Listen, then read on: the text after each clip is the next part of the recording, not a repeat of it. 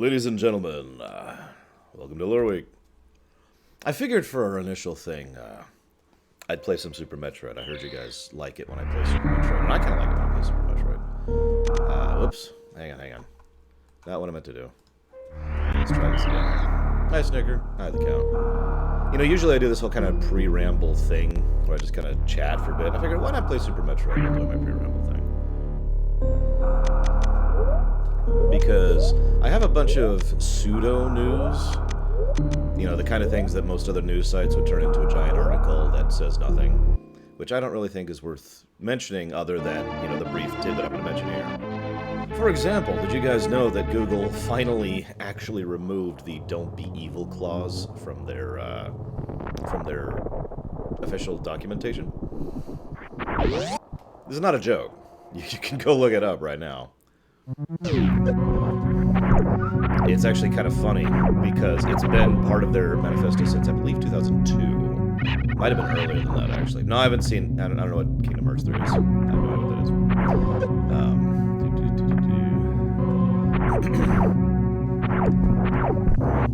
that is. Yeah, so for those of you not aware, the "Don't Be Evil" has actually been a part of the documentation for Google as a company. That's not actually a joke. It was mentioned 3 times, I believe. 1, 2, 3, 4, 5, 6.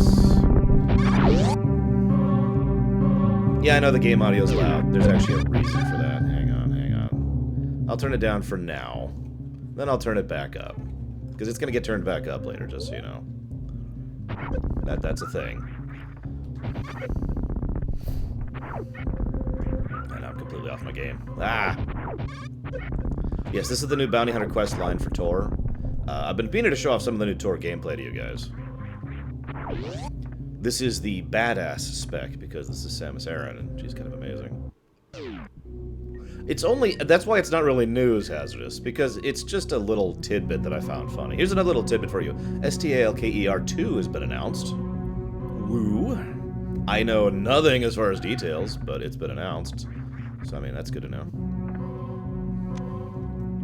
There we go. Now, that's gonna be tricky. There we go.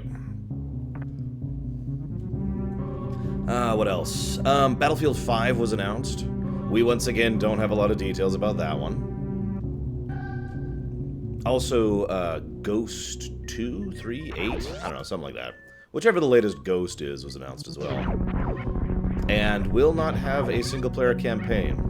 Now, I actually have a small bit of thing to talk about there. Or Black Ops, that's it, not Ghost, Black Ops. Now, this is going to sound very, very strange, but Black Ops 4 having no campaign makes sense. I'm going to wait for a second. See how many of you rip my throat out and kill me with sticks.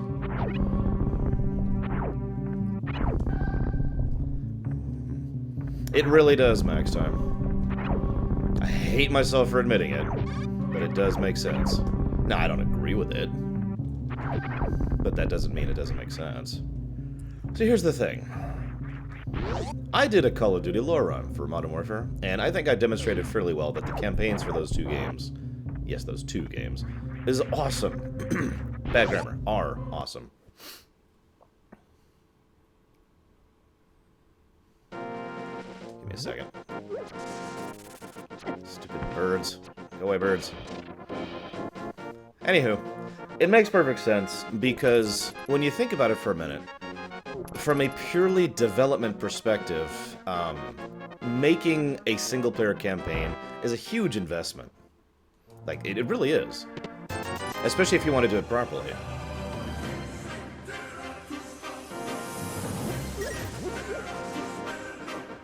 Especially if you're filled with a great deal of fear for Valvedrix. Thank you very, very much, Valvedrix.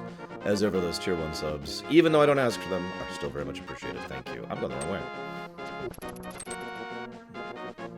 And what are you guys talking about? This is just Super Metroid. What?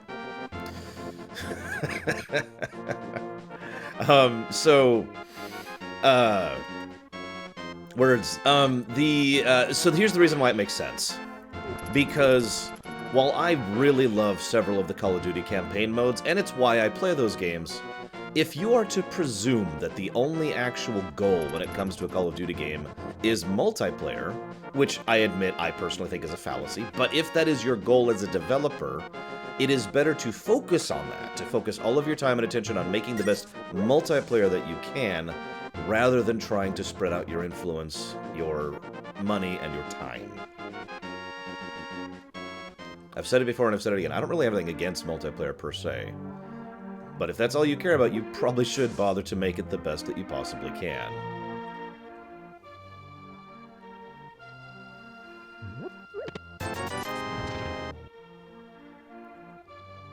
Now, if the gameplay is copy-paste, then my statement is invalid.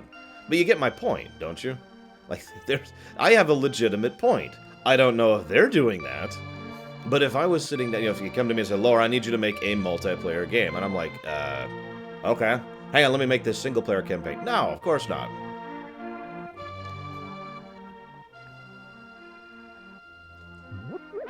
Again, I'm not actually defending their decision. I'm just saying that it makes perfect sense. If they were to do it properly. Which, by all accounts, they are not. Because why would they do something properly? That's ridiculous. I also wish I could get their crap off my Battle.net app. Irritates the hell out of me. I never remember which one to do first. This one, I think? I never remember how to do this. Yeah, I screwed up. Bombs.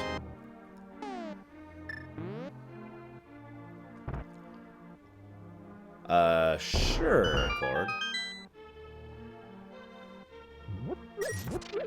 Anyways, that's really all I have to say about that. Ooh, the flippers. I did, Aethel. I do have something to say about that, but it's really brief. So, let me make something very clear. I'm not really a fan of sex in my fiction. Now, that is a personal preference. That is simply because of the way I think and I feel. And I can even explain it. I don't want to, but I'm going to go and explain it because I need to validate my point. To me, anything that is that physically intimate is something that is that physically intimate. Ooh, heart. As in, it's something that is a very private and personal thing between you and whoever you're doing it with. Now, I'm not saying everyone should have that perspective. That is merely my perspective. So I don't want to see you smooching on someone else, and I don't want to see you having sex with someone else. Make sense? Now, having said that, the very idea of trying to mandate my thoughts on that, my feelings on that, on like a legal level, trying to say, oh, people must not have this thing, is stupid. Ooh, super missiles. And the wave beam, awesome. Like, that is so weird that I can't even quite process that. It's like, guys, okay. Guys, I don't like, Dark Souls 1, okay? Therefore, no one should ever be allowed to like Dark Souls. Like, that's just legitimately illogical to me. I don't get it. Now, of course, there are certain things within reason, but you get my point. This is not something that's some horrible, death-defying, or death-encouraging, like, nightmarish death thing of horribleness. It's just sex. Believe it or not, it's kind of basic. Anyways. The other not-quite-news thing I have to comment on, so like I said, Battlefield 5, right? I didn't actually finish talking about that. It's been announced, we know no details at all. There has been a lot of talk that it's going to be World War II focused, which actually, as weird as that may sound, will be the first time that's been done in a while. Not a game having World War II focus, but the first time a Battlefield game has had a World War II focus for a while. Weirdly enough.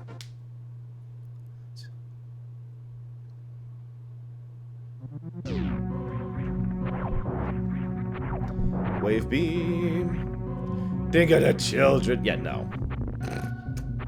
I do think of, well, she's not my child, but I admittedly think of her as that a lot. I do think of Minizan a lot. It's not that hard to do personal censorship if that's what you're into. It's called being a parent. Battlefield 1943, I believe, was the last Battlefield game we had that was set in World War II. I could be wrong about that. What else? Oh yeah, Xbox is doing something kind of cool I wanted to comment on. They're making this No, I did figure out the thing, but I also just started. Gary. Thank you for getting me a working copy.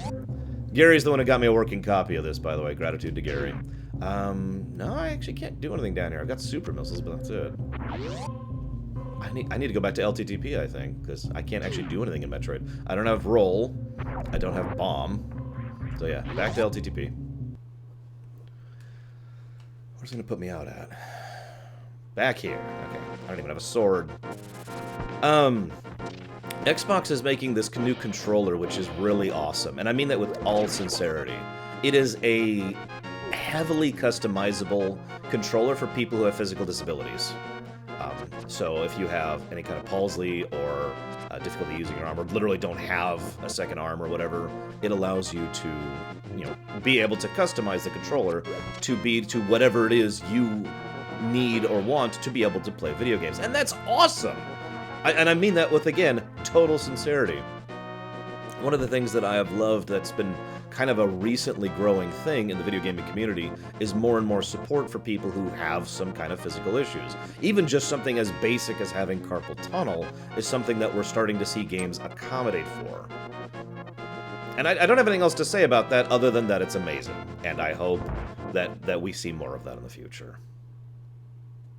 Like, nothing else to say on that. It's cool, yo.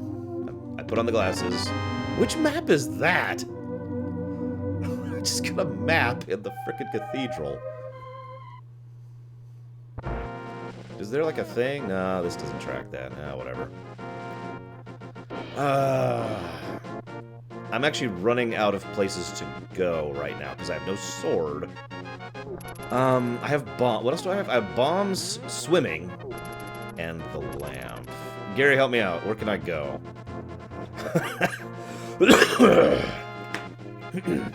Excuse me. There's something else minor I was gonna... Oh, yeah! So, Paradox... Cool. Paradox announced yesterday that they're making a new game called Rome Imperator, or Imperator Rome. Now, the reason I'm not talking about this as a full Loreweek section thing is because I don't know anything about it. It's got like 7,000 provinces. It's called Imperator Rome, and it's a new Paradox game. That's pretty much the extent of our information on this. That neat. You know, I'm looking forward to it, maybe. I'd like to say I'm looking forward to it. I don't know if I am, because I don't know anything about it. They even had a second stream today. Ugh. Nevertheless, all joking aside, I'm really excited about a new Paradox game. I've been hoping for a new Paradox game for some time, if you guys remember. In fact, last year's Paradox Con, I was like, man, I really hope they announce, you know, CK3. That was my big one. That was the one I wanted more than anything else. Even a Victoria 3, I guess, would have been really welcome. But nope, we get Imperator Rome. Kingdom Hearts? What's Kingdom Hearts, Sacred? I've never heard of that before. Alright, I do have a real thing to talk about, and apparently I don't have to delay anymore. So let's talk briefly about the one news item I do have here. So let's shut that down. I actually have two news items, but... oh yeah, I meant to mention the net neutrality thing. I forgot about that. Really quick, because a lot of people have been asking me about it. Yes, there has been an update to the net neutrality status here in the States. So... The long and the short of this is that the Senate went to task last Tuesday, I want to say, in order to vote whether or not to allow the FCC's ruling on net neutrality's repeal, as in order to maintain pre-existing net neutrality rules that were established back in 2014. Now, that's good, but it is not a win, and I want to make this very, very clear, because I've seen a lot of people misreporting this information. So, basically, this is something I actually talked about last year when I talked about how many steps are needed for any of this crap to happen in any given direction. When people are like, oh my god, you know, we lost net neutrality. The first thing I said was, no, we didn't. It's not how law works, first of all. And second of all, there's just too many opportunities for us to try and push back. So this is our first successful pushback, is getting the Senate to vote on this. The next thing that's going to have to happen is the House of Representatives have to vote on it. It is also within the realm of possibility that the Justice Department might get involved. Unlikely, but it is within their rights to do so. It is also the right of President Trump himself to actually exercise an executive veto on this particular matter. One of the very few times the president has a legitimate power. And I know some people argue with me on that. Just study the Constitution sometime. But this is one of the legitimate powers that the President of the United States have, the executive veto. So it has to deal, we have to push this through the House of Representatives, and then we still have other possibilities of opposition in the meantime. I haven't heard anything about that, Mugen, so I'm just going to put a big asterisk on that one. Now, it is worth noting that Trump in general might be in favor of this because of Trump's corporate politics. We can actually see a lot of what Trump's leanings are when it comes to purely business because he's been in the business for like 30 years. We have a lot of information to drag from there. And he's actually pretty anti-major monopoly, I don't know what to call it. There's actually a term for this. I can't think of it right now. But there's a reason why he and his office staff have been pushing this lawsuit against AT&T. That's the one I've mentioned several times. Wow!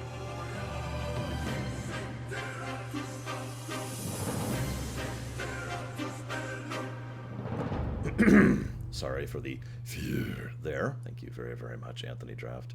As ever, very much appreciated, even though I never asked for those. The AT&T attempted merger of, or acquisition, excuse me, of, oh God, I can't think of the name of the company. I think it's Time Warner, is something that I've been reporting on periodically and following periodically. They're still ruling on that. Within the next 2 months, they're finally going to make a more definitive judgment on that thing. Regardless, that is something that was pushed by this administration. Blah, blah, blah, blah, blah. We'll see. We'll see. I don't think Trump's going to get involved in this particular battle. That's not the issue. The issue is the House of Representatives. That is our biggest obstacle right now. Sadly, there's been no news that I've seen, Dream Whisperer. Just more of the same. Like, I actually saw one of the financial sites that I follow was like, news on the Disney-Fox merger. It was just the same damn information we already know. So I don't know anything else new about that. The Disney-Fox merger, I guarantee you, will not go anywhere until the AT&T acquisition is settled in court. That's how that's going to work. Okay, so let's talk about Skyrim. I know you guys like Skyrim, right? Everyone likes Skyrim. Here, let's get some music going really quick. Normally I play, Oblivion or Morrowind music for the Loreweek.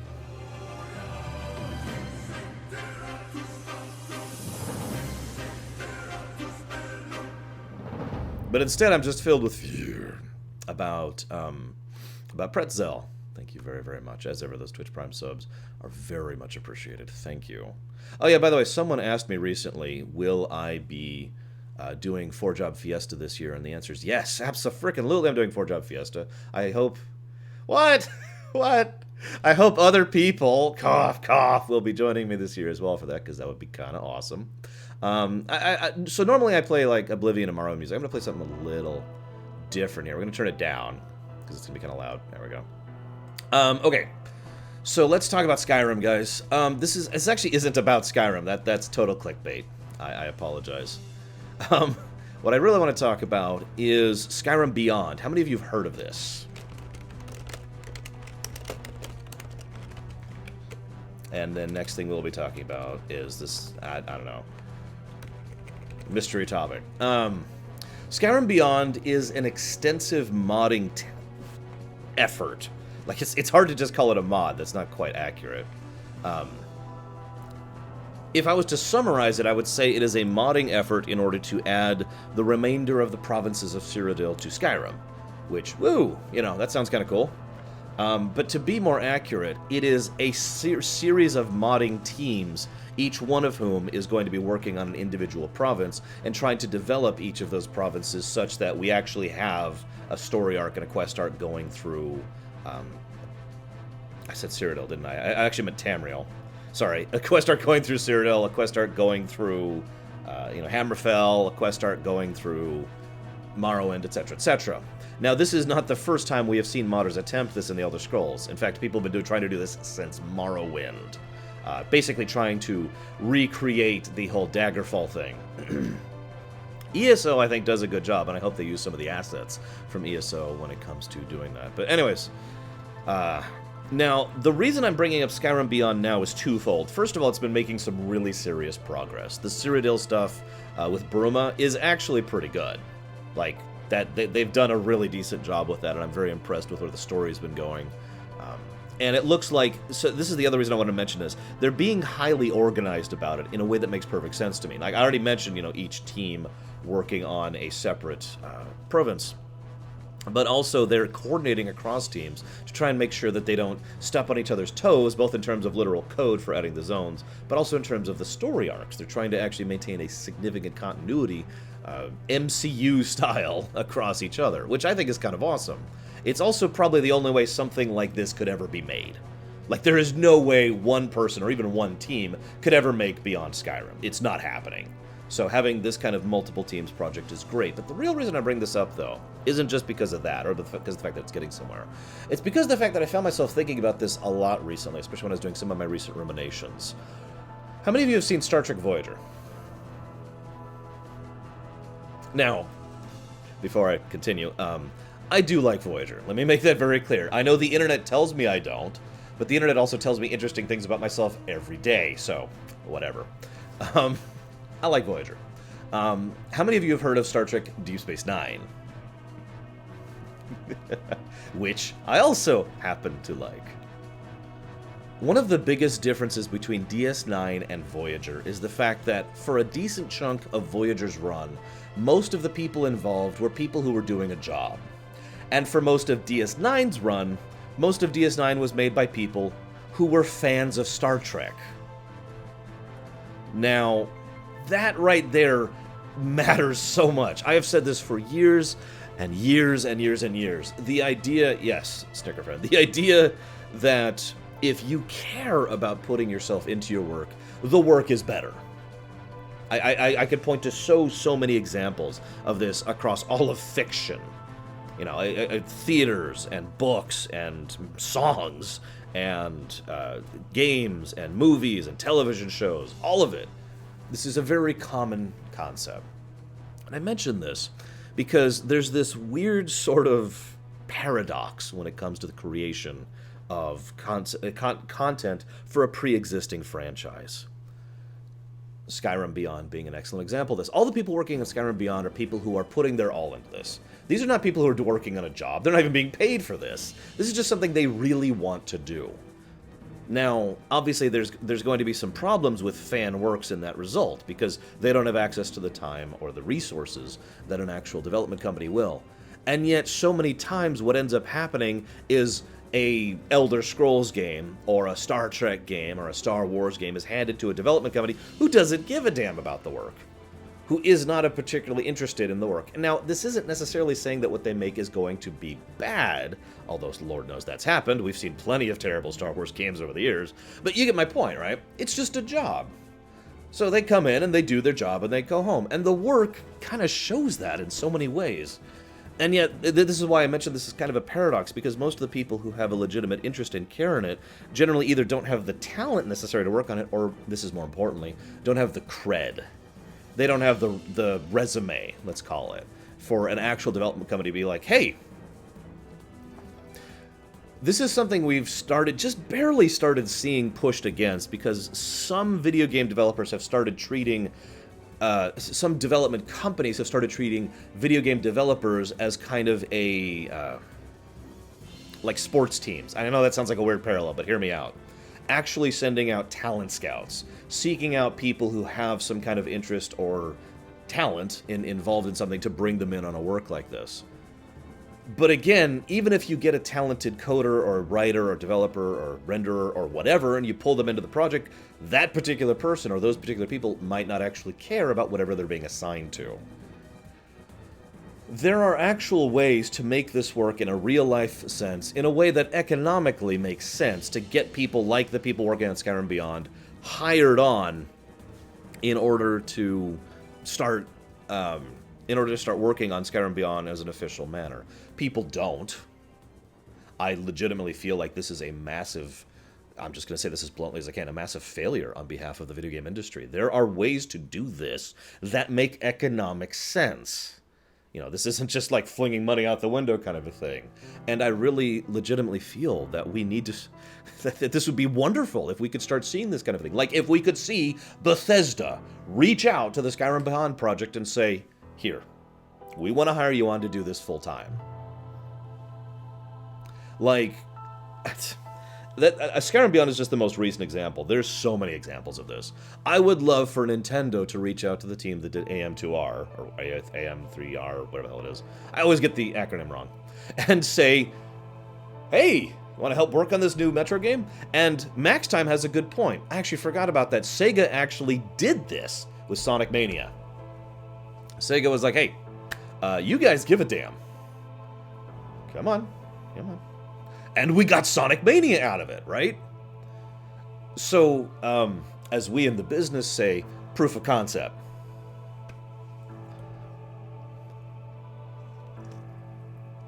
Excuse me. I just think that this is something that we need to see more of in the video game industry. I know I have no power to do anything about it. It's just something that's been on my mind a lot lately, and I kind of wanted to talk about it. Sorry. So, next topic is the super amazingly mystery secret. Okay, I'll stop. Let's talk about Kingdom Hearts 3, guys. And then we'll do the Deadpool thing last. So I'm going to turn up the volume here so things can be heard properly. Hi, guys. Hey, Rax. Let me pull you back up on screen here. Dude. You're fine. So anytime he was like laughing and stuff like that, I was, being stupid and over-exaggerative.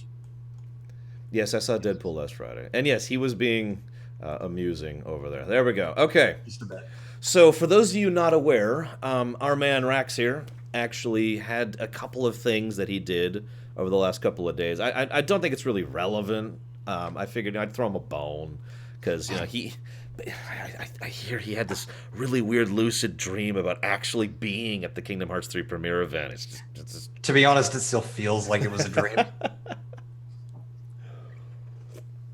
Oh, shoot. Right, I need the footage, don't I? Well, I guess we'll wait for that. So, Well, I'm going to be talking anyway. Yeah. I'm going to be talking about, like, pre-event stuff, the panel. So, for those of you not aware, Rax, would you mind going ahead and just giving a share about what exactly happened? For those not in the know. A lot of you might be aware that about a month and a half ago, somewhere around there, I went ahead and said, myself and my friend Logan were being offered the chance to play Kingdom Hearts 3 early. We couldn't offer any more details, but, we got the chance to play it early. Now, about a week ago, we finally got the go ahead and say that there was this premiere event going on in Santa Monica. We've been preparing for that, everything like that, and this was actually bigger than I imagined. They had 3 days where they invited people out to Santa Monica to play the game. One day was media. I was not part of that day. I was part of the community influencer day. And then they had a VIP thing, which actually was on the second day. It was just shorter later in the day. So now here's the funny thing. Making a media day before the community influencer day kind of screwed with things because if you guys were paying attention to the Kingdom Hearts news at that point in time, you'd know that there were a couple leaks that happened, specifically regarding Wreck-It Ralph being in the game. So we all found out the day before, and we were all pretty pissed. One of my friends, we found out at the airport, and he's just like, I am so livid. I wanted to find that out for myself because Wreck-It Ralph was the thing he wanted in Kingdom Hearts 3. He wanted to find that out for himself. So I'm just going to go over a few pre-event things before we actually start talking about the event, the panel, the gameplay, everything like that. So the day before, we all started to kind of coagulate in Santa Monica and stuff like that. And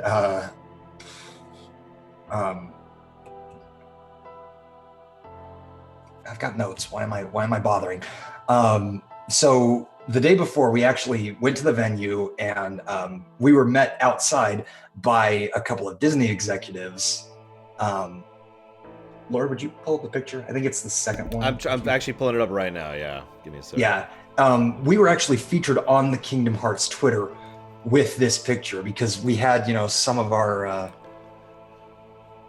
guys with basically the vice president of the Disney Tokyo Games branch. God, it's taking forever. Which one? You said it was the second one? I think so. That's not even letting me look at it. You can let me download all of them at least? It's in a zip folder, so I think it might. Them. Jesus Christ. Sorry, guys. Professional streamer. Yeah, professional at work. I have a lot of pictures to share of like the inside of the venue and, our group just having fun around town and everything like that. Oops, that's the wrong one. There we go. The Disney executives actually went ahead and said, they watch our content, they read our content, and they're interested to hear what we have to say so that they can improve on things. So and they reiterated this during the panel too. Nomura actually said, "Hey, I watch your stuff," and oh, I almost forgot. There was another thing. Daily news. I'll just note that down. Oh, God. So the day of the event, our completed group of around 20 people. Oh, is he getting the picture up? Got it? Okay, so here's the first picture. Sorry, this is taking so damn long. Oh my God, this is being really weird. I do not like OBS Studio. There we go. Okay. That's so weird. Anyway, so the day of the event, our complete group of like 20 people gathered at the venue. And we had a lot of fun meeting people that we were seeing for the first time. Some of us were meeting familiar faces. That's actually the one that they shared on the Kingdom Hearts Twitter the first day. Okay. God. I mean, Nomura was there, Ethel, so I assume Nomura counts as a Square Enix person. If Nomura doesn't count as a Square Enix person, then we've got problems. All has been consumed.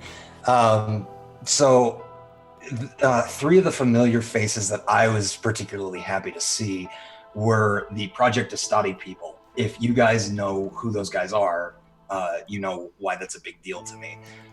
If you don't know, they are a group of fan composers who have made albums of Kingdom Hearts music. And, they gave a few gifts out to all of us. First of all, they've actually got kazoos that they give out. So they had these in a whole bunch of different colors, and I picked a gold one. Real quick, are any of these of the Distoti people? I don't know them by face. Go to the next big group one. That would be this one. Yeah, the Distati people, I'm standing in front of one, and then the two on the end are the other two. Okay. And in case you can't see it, I know it's hard. I don't have a mouse, but like if you look there on the very right edge of the screen, that's where Rax is. Yeah. Now that you got him eyeballed. Yeah, behind me is Sebastian, and then over on the far right are David and Kristen. There we go. So the next thing they gave me is actually really special. They're actually selling these for $30. This is a key-shaped USB drive, 4 gigabytes, and it has both of their albums plus a special letter to their fans. If you guys are fans of Kingdom Hearts music, pick this up. Seriously, pick this up. I admit I am jealous about that one. And then something else really special. This is I don't know if it'll focus. Did you Come have on. a picture in here of it? Come on. I think I might. I have a picture on the Discord maybe or on my Twitter. Let me go pull up the Discord really quick. Because I know there we go. Ah. So you'll see it says Shion lives down there. Because she does, damn it. That is their official hashtag that they use, but there are only 20 of these pins in the world. There will only ever be 20 of these pins in the world. They only gave them to the attendees of this premiere event. I don't know. I don't recognize her. I'm sorry. I feel really special. Yeah, let me just forget about this for a moment. And then, so this has a little bit of a special story behind it. I mentioned to David that he, that I, needed a light T-shirt to go with my darkness T-shirt, based on their 2 albums, in order to complete my collection. And he's like, what size are you? I might be able to surprise you at the event. And I'm like, I'm a medium. Completely forgot about it the day of the event. So he comes up to me and he's like, I've got a special surprise just for you. Reaches into his bag, pulls that out, and I'm like, oh my God, I've completely forgot about this shirt. This is amazing.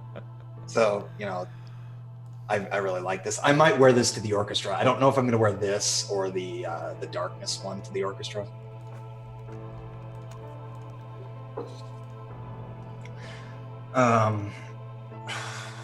So what next? While I'm going over some of the stuff I got at the event,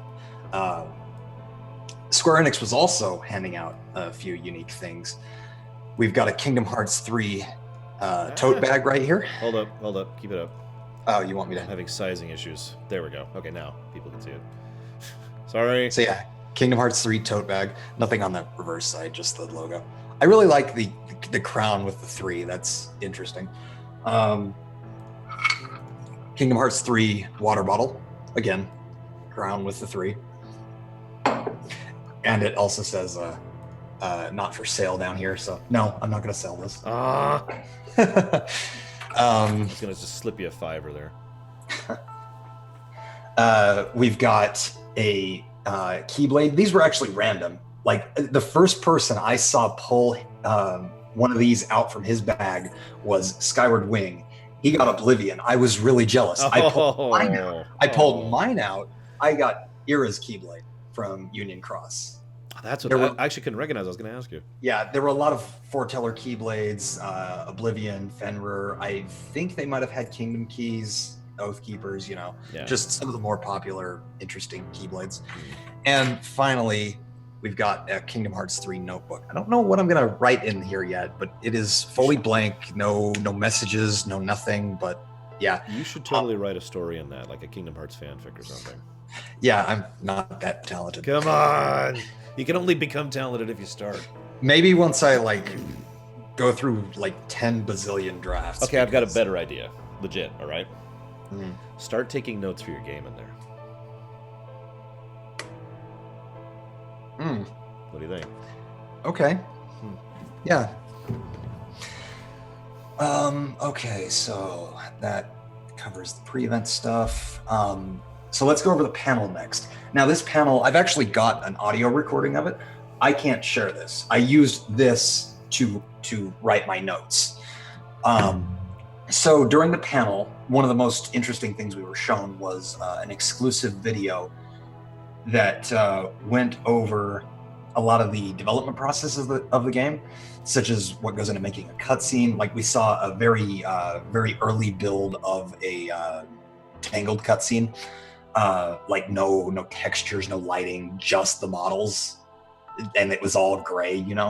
Some of the backgrounds had just crowns instead of actual skyboxes, stuff like that. They showed how party member animations worked. They showed the developments the team has been making in AI. They showed something that was really interesting and something that I'm sure a lot of you will get a kick out of. The Kingdom of Corona city center was shown off. And yes, there were people. There were a lot of people. And I admit that caught my attention when you mentioned that too. There were, I want to say at least 60, 70 models all milling about. Imagine an Assassin's Creed game. You're bustling around the city center, everything like that. Yeah, it looked like that. And for those of you who don't understand why that's a big deal, if Kingdom you go Hearts worlds are dead. Yeah, they're empty. There's no one. You're going through Port Royal in Kingdom Hearts 2, and there's a grand total. I can count them. 1, 2, 4 NPCs. If we count Pete and Barbossa, that goes up to 6. 6. In the whole world, it's just empty. Yeah. And to just have all these nameless random NPCs, and I didn't see any repeat models, by the way. Ooh, nice. Yeah. At least not that I'm aware of. I didn't see any repeat models. Yeah. Ooh, Lindblom effect. I like that. I'm going to steal that name. Yeah, the Lindblom effect. That's what we're going to call it. Yeah, I like that. So, yeah, the worlds were actually teeming with life, stuff like that. Although I think this is also what they showed at D23 Japan, because the frame rate was kind of. Yeah, I've heard about that. Real quick, why does Belle have a Keyblade? I don't know. I looked at that and I'm like, wait. This is the first time I've seen that picture, and I'm like, wait a minute. Yeah. I don't know if it already scrolled past, but there was also a TV playing old 1930s Mickey Mouse cartoons. Interesting. I've got it on slide right now, just to cycle through them. Why does Aladdin have a Keyblade? I don't know. They gave the characters the Keyblades, and I'm like, wait, why? I guess they don't want to show the Union Cross avatar. I guess. I mean, that's some way really to basic. bypass that problem. But at the same time, though, they have some of their own like randomly generated, basically, avatars for the NPCs you interact with in story. Actually, no. I think what this is, I don't think those are actually the characters themselves. I think it's player characters dressed up as the character. Oh. Because I saw the genie thing, and that genie thing is actually a balloon that you wear. Okay. That would make a little more sense, yeah. So, continuing on with the panel stuff, Nomura said that the ending of the game might be hard for us to take emotionally. The game's climax may be the darkest in the series, from my understanding. Like, even darker Sora's than gonna die. Days or BBS. I think Riku might. Oh, wow. Yeah. Either way, Terra is definitely. Oh, I'm sure. And Aqua and Ventus and everyone really. Hey, kiddo. Yeah. Come here. What's up? I'll wait. It's the TV for me. Is it broken? No, What's wrong with it? it stopped doing. All right. Well, come here. I want a hug as payment for my services. Hug. Okay, no hug. Sorry, guys. I gotta go fix Minizant's TV. Go ahead and keep going, Rax. I'll be right back. Okay. Oh, and by the way, viewers, we're gonna have a Q&A later, so save your questions up. I kind of don't want to continue Yes. because you might want to hear some of this. I will say though that right after the whole, darkest in the series bit, Nomura also said we will arrive at a resolution of sorts. So it looks like, yes, they are going to wrap things up, even if it's going to be dark. So I don't know. I guess the post-credit scene is just going to be leading into the next saga, maybe the Master of Masters saga. I don't know.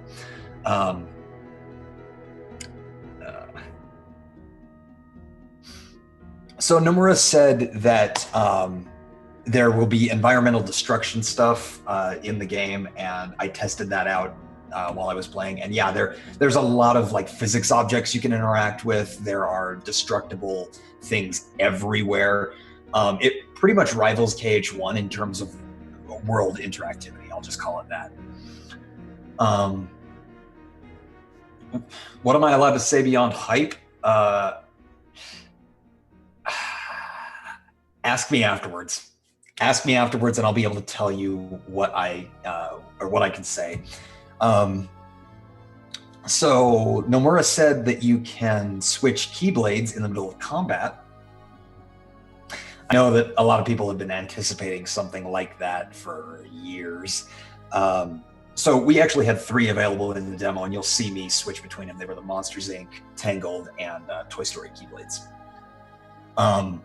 You can also switch mid-Keyblade transformation. So, there are a lot of unique combinations you can do with that. Last thing I want to mention in terms of the panel was, well, this is both funny and very, very interesting. Nomura said that later on, basically after we get the release date at either the Orchestra or E3, because we're getting it next month. We're getting the release date of the game next month. He said at some point there's going to be daily news. They're going to start just pumping it out, and he challenged us to keep up with them, because there are a lot of the Kingdom Hearts YouTubers, Jared, who upload stuff daily, and I couldn't imagine doing daily work. That's just... Yeah, neither can I. Jared's crazy. Jared is so crazy.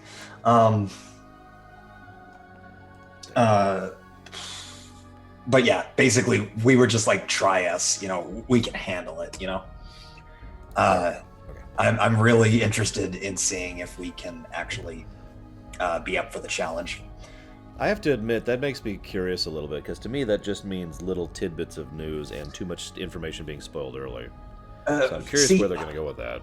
I think so, but at the same time, like, they've been really good about keeping info, under wraps. Mm-hmm. So I think a lot of the important stuff will stay under wraps, a lot of the surprises, but some of the less serious stuff might be, trickled out. Yeah. Oh yeah, by the way, December 25th release date. I'm just calling it now. I wanted that on camera. Bull crap. I want it on camera. December 25th. Crap. December 31st. No. If I had to guess, God, I really don't want them to do this. They can't do it on July 13th like everybody wants, because that's when Octopath comes out. Yeah. And Disney may not want them to do it in September because of Spider-Man. Yeah. So if I had to guess, I'd say November or August. I don't know. It's really close. It's happening. Tomorrow. This game is real. It's coming out tomorrow, guys. Sorry, you heard it here first. No, I'm kidding. I've already given my legitimate guess. Late December is my legit guess. October, I don't know if anything's coming out on October. October's a pretty common release date for big games, so that wouldn't surprise me. So, yeah, that wouldn't surprise me either. Anyway, so with this embargo that happened, I can't actually show you guys the last boss battle for the Toy Story world or any of the cutscenes for the Toy Story world. So I'm just going to talk about those instead. So we're going to start with the cutscenes. Oh, so you can tell us what it was, though. I can tell you what it was. Okay. I can tell you, I just can't show you. Also, really quick, this video that I have prepped to go is, like, we're cool with that, right? Everything on there's cool? Oh, yeah, I've made sure. Just making sure. If my name tag pops up and people know my name. It was you!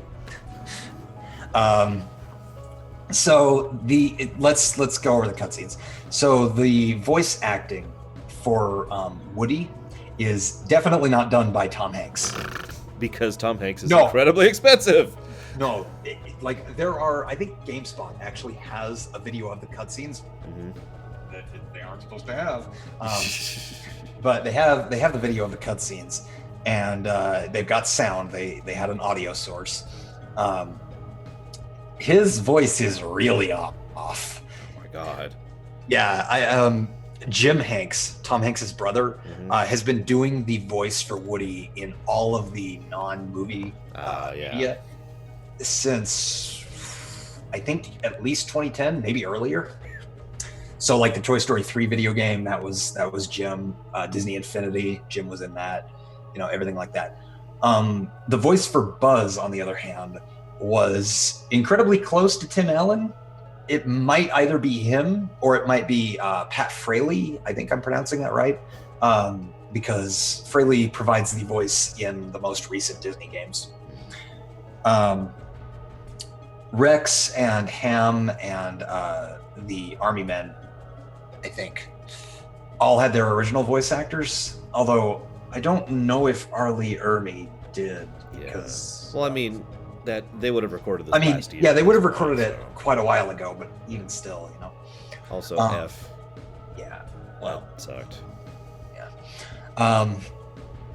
So going into the actual meat of the cutscenes, when Sora, Donald, and Goofy show up, Rex actually recognizes them because he plays a video game. He plays, I don't know if they mentioned the name of the game, but he recognizes them as Yozora, Magia, and Aegis. Now, Magia and Aegis, if you guys know anything about Latin, you'll know that. But Yozora is actually Japanese for night sky, which is also what Noctis Kylum translates to. So it looks like Nomura is kind of, throwing a jab at the FF15 people, or, really reminiscing about his Versus 13 days, something like that. Either way, I found that really, really interesting. And, they actually go into the meta humor a lot in at least two of the cutscenes, because they talk about splitting worlds, because young Xehanort shows up, and they, Sora surmises that, if you guys are here and all your friends are here and there's no like people around, by the way, we're getting in-universe things for the why the world is so barren. If there are no people here and you guys are here, the worlds must be split apart into two different dimensions. And Buzz is like, maybe that's how that works in your game, but here, that's not how reality works. So, just poking fun at Kingdom Hearts tropes. Yeah. I really liked that. What, little one? I'll be right back. Yeah, you're fine. I'm going to save my next point because Laura might actually get a kick out of this one. What else can I talk about? What can I talk about that's of little consequence? I actually really, really like this next point, and I liked a little Easter egg I found in the world itself. I won't spoil it. You guys will see it for yourselves, and you might be. Yes, I did play on the PS4. I played on the PS4 Pro. Actually, I will go into this. Xbox One X was also there. They had half Xbox, all on one side, half PS4, all on another. I wanted PS4 because, do I have a PS4 controller? I do. I want a PS4 because controller, right? I'm familiar with this. I grew up with this. I don't have any Xbox things, anything like that. So Xbox One X actually, it has a leg up on PS4 in terms of performance. As far as I'm aware, there were no actual like hitches or stuttering in the Xbox One X version, even when you pushed it to its very limits. However, I did push the PS4 Pro to its limits, and I got some stuttering and some slowdown. You guys will actually see it in one part. I was in a fairly populated area. There were a lot of objects around, and I activated the Mirage Staff's tower finisher. The one that goes up and then it shoots out all the light beams. I did that, and the game froze for like 2 seconds. No, first for like a second, and yeah. How likely do I think a PC version will be? Ask me in about a year. No, but a lot of us are thinking, because they ported it to the Xbox One X and because of the similar architecture and because of all of Square Enix's history of porting their recent games, including FF15, Secret of Mana, all that kind of stuff, to PC, I think that a PC version is incredibly likely. It might be out in a couple of years. So yeah, if you want to play it soon, get a PS4 Pro. If you want to play it soon with no performance issues, get an Xbox One X. Real quick, are we in Q&A now? Did I just walk into that? I'm doing Q&A because just because like you might get a kick out of this next thing I'm going to talk about. Okay. So in the intro of the world, the first cutscene, Rex, mentions the video game thing, but he also mentions how he got his party up to level 47, and also says that the Bahamut boss is really tough. Oh my god. And when I saw that, because I had no idea what was in the demo, Yeah. I turned to my camera and I'm like, dude, we need a Bahamut boss in KH3. We We do. need a Bahamut boss in Kingdom Hearts. We do. We never had that for some weird reason. Of all the FF cameos, Yeah. That's all I'm going to say on that. there's definitely nothing about Bahamut in this game, guys. So moving on to the gameplay, because wait, did I mention young Xehanort? You didn't mention it to me, admittedly. You just said he was there. Oh yeah, he was there.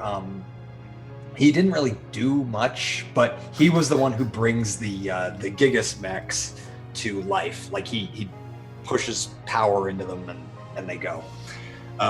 Gilgamesh should be in Kingdom Hearts. The real Gilgamesh. Gilgamesh needs to be in Kingdom Hearts, seriously. And it has to be the real one. It has Not to just be the him. not just the Union Cross raid boss or any of the fake Final Fantasy ones. No, we need the real Gilgamesh. We need the real Kefka too while we're at it. Yes! Not that I'm biased on that.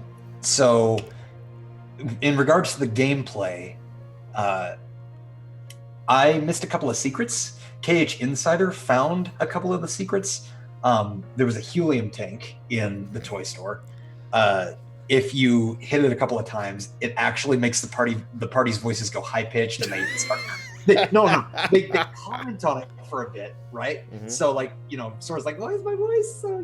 Yeah. And everything, but then it lasts for about a minute, and Sora's high pitched during combat too.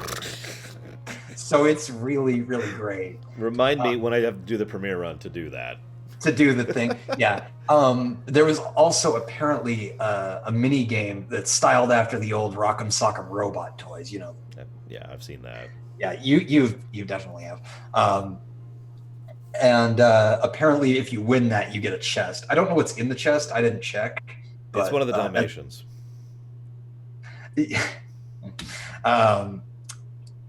Yeah, so I'm very interested to try that out and everything like that.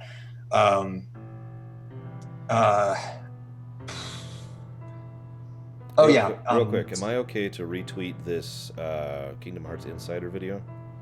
Yeah, go right ahead. Yeah. I just wanted to ask first, 'cause I've been retweeting your tweets to get them. No.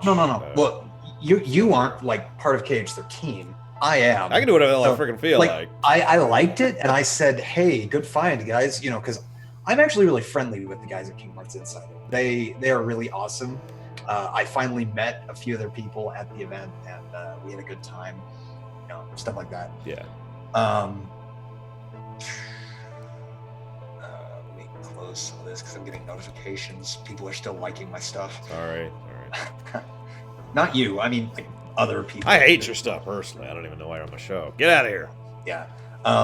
So another thing when it comes to the gameplay is they changed the way you actually toggle between situation commands.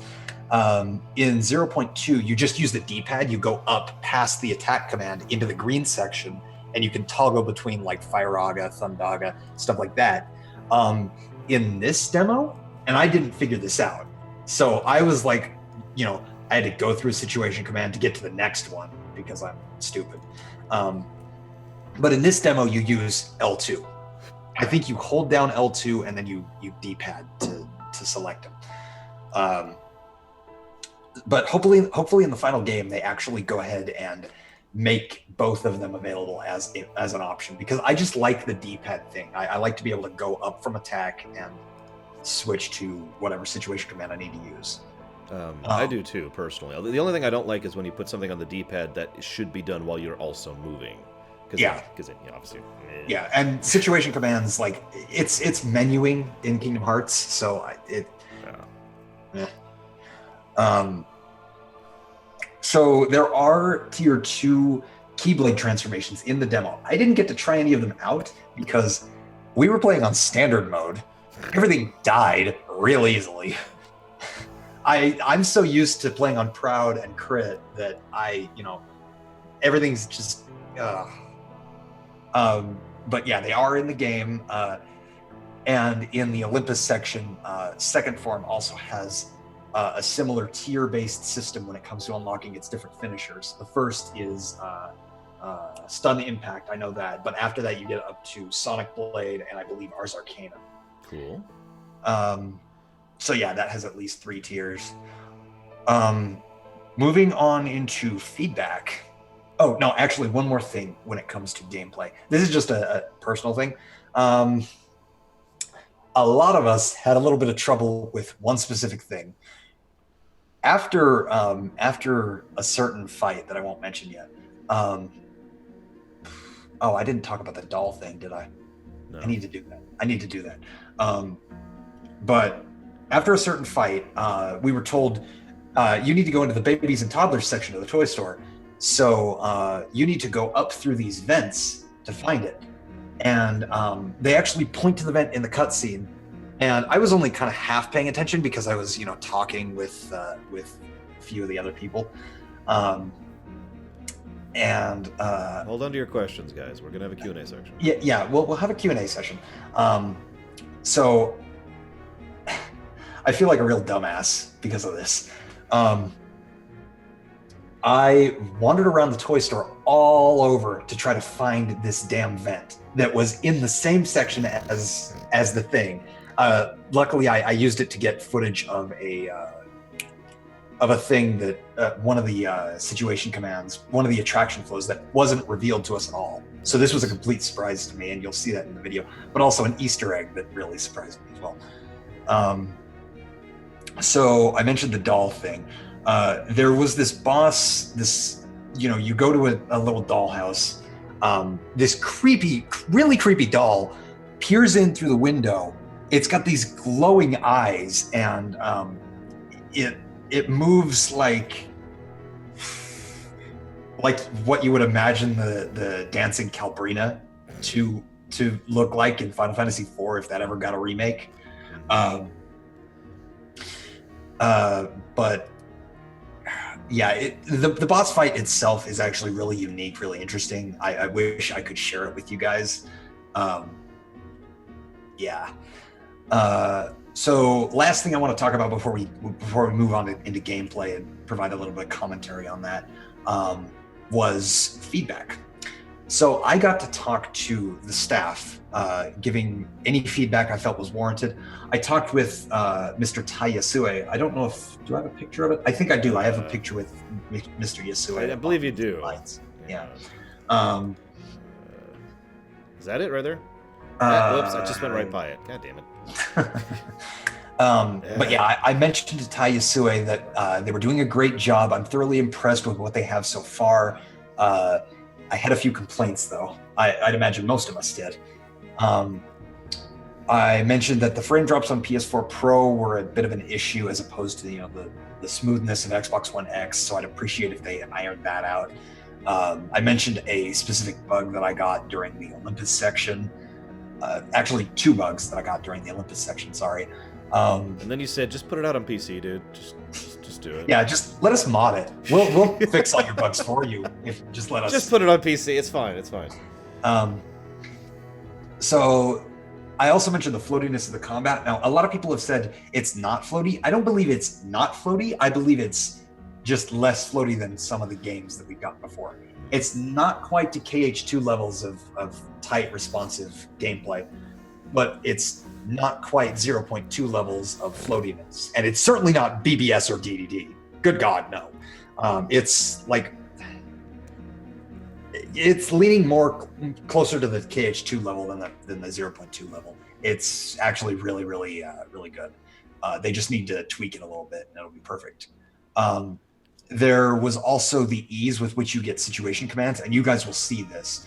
I was getting situation commands left or right, and I don't know if this was a specific thing for the demo, if they just tweaked the values to make them, way higher than they usually are, but they really need to tone that down. I felt like I was just doing flashy thing after flashy thing and not really engaging with the combat, Yeah.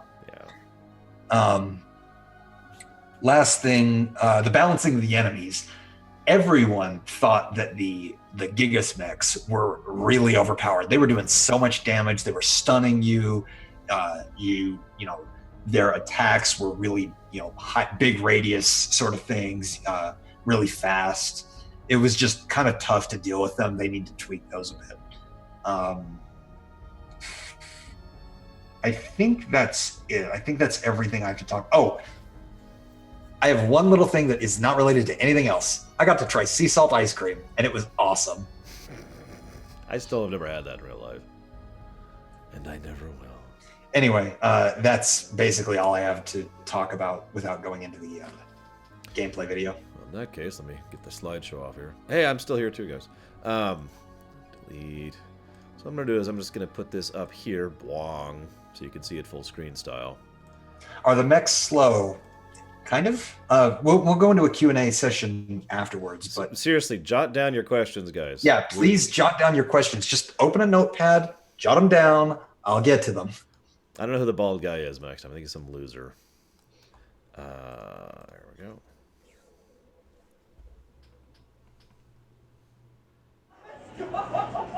Also, right, there's guys, no we are music. here. I don't know if you're. Go ahead. I don't know if you're playing any music because I've got your stream really, really quiet. It has since been discontinued for the video. Oh, fair enough. There is a little bit of incidental music, but otherwise, you know, you're going to hear sounds of the crowd as well as my commentary. Okay, so I'm gonna mess with the audio balance. Let me know, guys, because yeah, we're at 80% right now. There we go. All right, guys, we are here at the Kingdom Hearts 3 premiere event, playing the Kingdom Hearts 3 Premium Showcase. First up, I'm going to do Olympus because that's about 10 minutes long. It consists of only a boss fight. Then I'm going to do Toy Box afterwards because that's a lot more exploration. I'm sorry, first question. What is that above the monitor? It looks like a Pokemon. It's like a some sort of a frog thing. I think it's a Disney character. It's no Disney character I've ever seen. I look at that, I'm like, what is that? It looks like a bit. Tell me that doesn't look like a Pokemon. Tell me. It kind of does. It kind of did. It really did. But if you guys will notice also on the right, that's Logan. That's my colleague. He was sitting right across from me, helped me set up my camera. So props to him. Sorry, I had to interrupt for that. Okay, yeah, continuing. I get that. Focused and a lot more open world. All right, let's get into it. Ooh, that's a little loud. Gonna turn that down a bit. It's a little loud. We can't Oh hear man, I can't. All right, here we go. Getting right into it. This is Olympus? This looks really good, by the way. It's not just the Coliseum. Playing on They've PS4 taken the Pro, Coliseum off. in case you didn't catch that. It's So just this is going to be in 60 frames per second. Okay, auto running. Moving with L, so will automatically climb up small ledges, hop across narrow footholds. You don't need to make the jumps yourself. Hit a dead end, don't give up. Sora can run up walls that are faintly glowing. Take a good look around for places you can go. Got it. Ooh, this music is so great. We can't hear it. Newly orchestrated. I mean, it sounds like Olympus Coliseum, but it's newly orchestrated.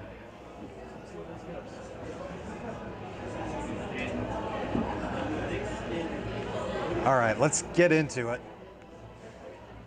The movement left and right feels a little stiff because it's only in two directions, but it is, it's still snappy.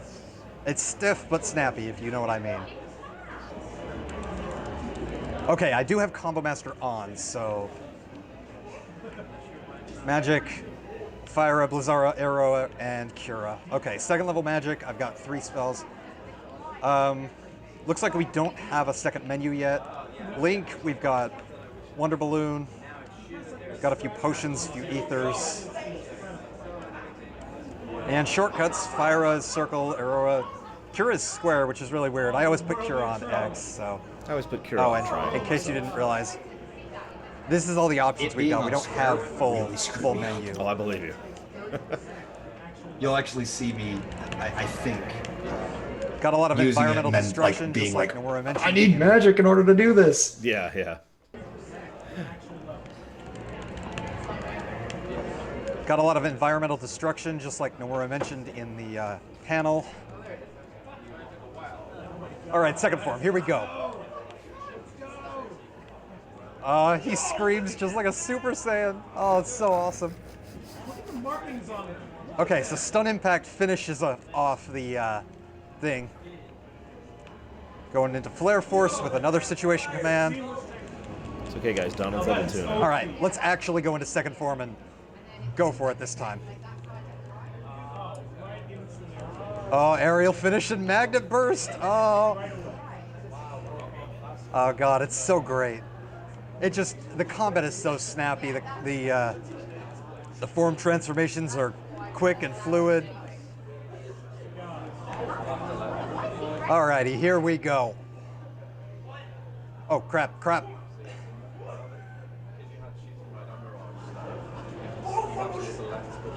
Nope, nope, nope.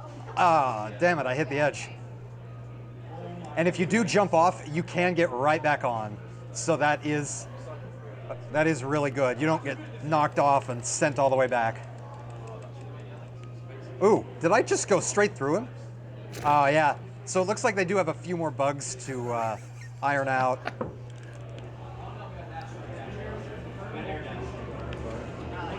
I know, right? Bull?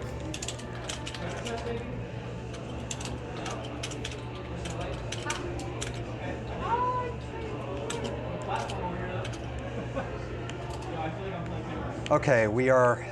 Ah, here we go. There's the sparkling parts.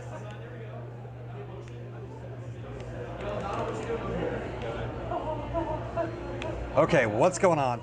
Oh, there we go. Dream Eaters. Oh, sent me all the way back? Oh my gosh. Oh, crap. I better just finish this off. I'll do that a bit more properly The later. streaming thing really screwed me up. I can't As it afford sent me to, all the way back. Yeah, I saw that. to have to go all the way back up. Come on, climb it, climb it.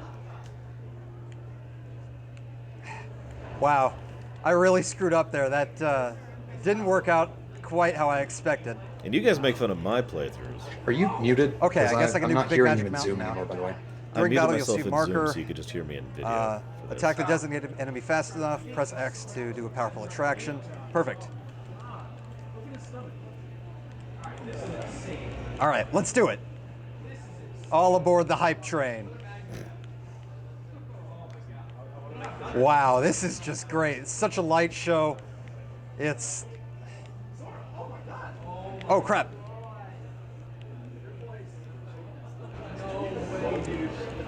All right, time to finish it off.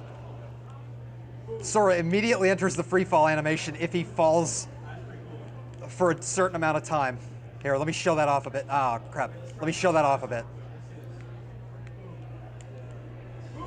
Ah, he's not doing it. I'll try it more in the Toy Story world because that's a lot more vertical than the rest of it. Oh, that's amazing. Oh god, I love the graphics on Toy Story so much. I've already gushed about it like 3 times. So cool. Oh my god. Oh my god. That's incredible. Whoa, this is amazing. Funnily enough, Teacups is one of my favorite rides back in the It day. feels really fluid.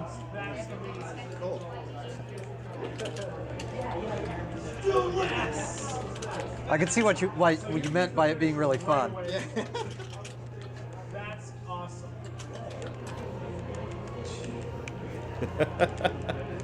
Let's go! Oh yes. The notes I had in the video are actually shifted up from where they're supposed to be. They're supposed to actually be below the screen so you can read them.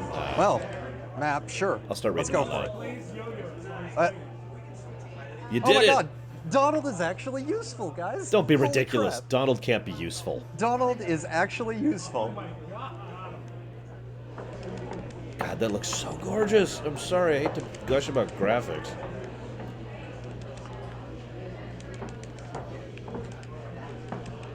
This new music is awesome.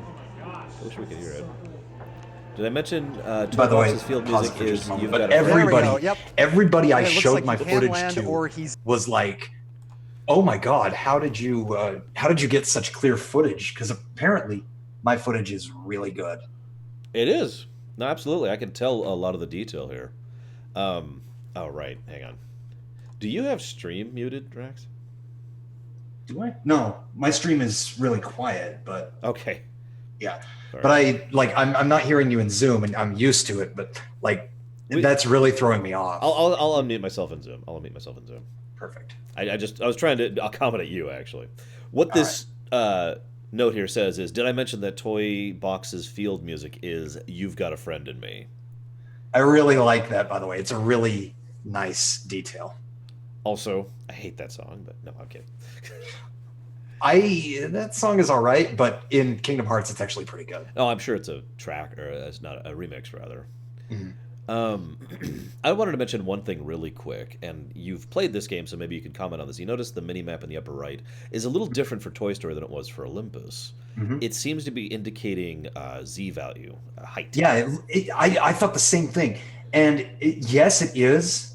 And you'll see this more clearly in the toy store because it's multi-tiered. Mm-hmm. But at the same time, like once you go from like the first floor to the second floor, the first floor's thing gets like really dark, if not completely black. So I think they might just be tracking individual areas. Yeah. That's possible. I guess we'll see when we get there. There we go. Yep. And it looks like he can land, or he's able to attack if you want him to. That was incredible. Now, real quick, I'm sorry, I'm going to pause again real quick. So we've all been talking about, oh my god, we have 4 party members. Like, we've been talking about that for like a year and a half. We have 5 party members. We apparently have 5 party members. Do the party members who are not Donald and Goofy do anything? I didn't see. Well, okay. Yes, Buzz and Woody are in combat with you. I did not see them do any like special moves or anything like that. I don't know if that'll be configurable because it'd be nice. We don't have a menu. We don't have a menu for me to play around. Yeah. So okay. I'd imagine they would do stuff, but I don't know. Something to check out on the premiere run, I guess. All right, let's try out Hyper Hammer. Does look fun. The Hyper Hammer. Yeah, it was really good. Oh my god. I don't know if I've got footage of like the different Keyblade transformations effects on spells. I might have to comment on that afterwards. By the way, look at the detail on those bricks! It's actually the pavement, but god damn it. Oh, speaking of details, you can freely control Sora's hair blows in the wind, and when you move through the grass, his model moves the grass. Like nice. they've actually got volumetric physics and everything like that. It's really, really advanced stuff. Awesome. And no, I am not Total Biscuit. I am nowhere near that good. Or that big. So here's that attack, Leander. Oh, you can freely control the rocket. Interesting. I love the spin attack on the rocket. Yeah, I think if so you I could hold just it use down, it to completely it does bypass an area, I guess. Spin for longer. Maybe I'll try that once we're in the toy store.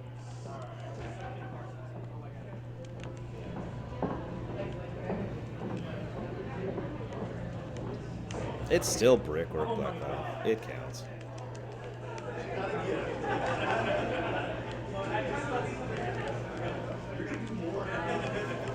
That was amazing. It looks like these are tank controls. All right, so I can dash around to avoid attacks. They're better than tank controls. Booster to but fly. Interesting. Okay, the movement in these mechs is definitely not as free as Sora. Yeah. But it's not tank controls. It's nowhere near that bad. Okay. All right, so I can dash around to avoid attacks. Booster to fly. Interesting. Dude, if MechWarrior and Kingdom Hearts combined somehow, that might actually be really awesome. Oh my god. Just saying. You can see Buzz doing that. And I believe you can just get out and fight these normally. Oh, I defeated that one. I'll give it a shot here in a second. And then Rax dies.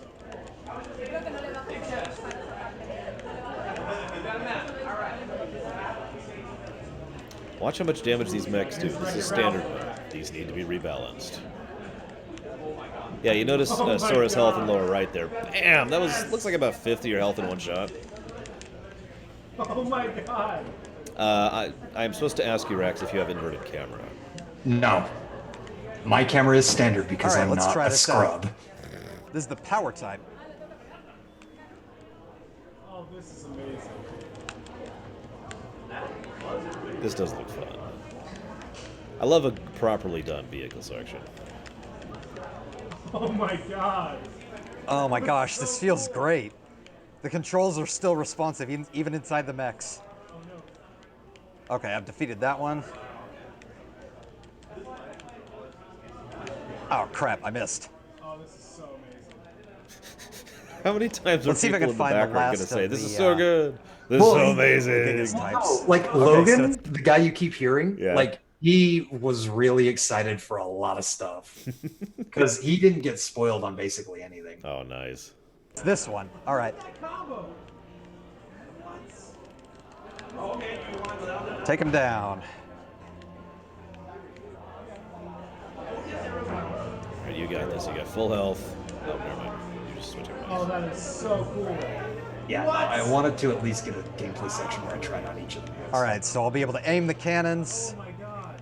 and it looks like the cannons have quite a bit of a recharge time. That's kidding. good, so you can't spam them.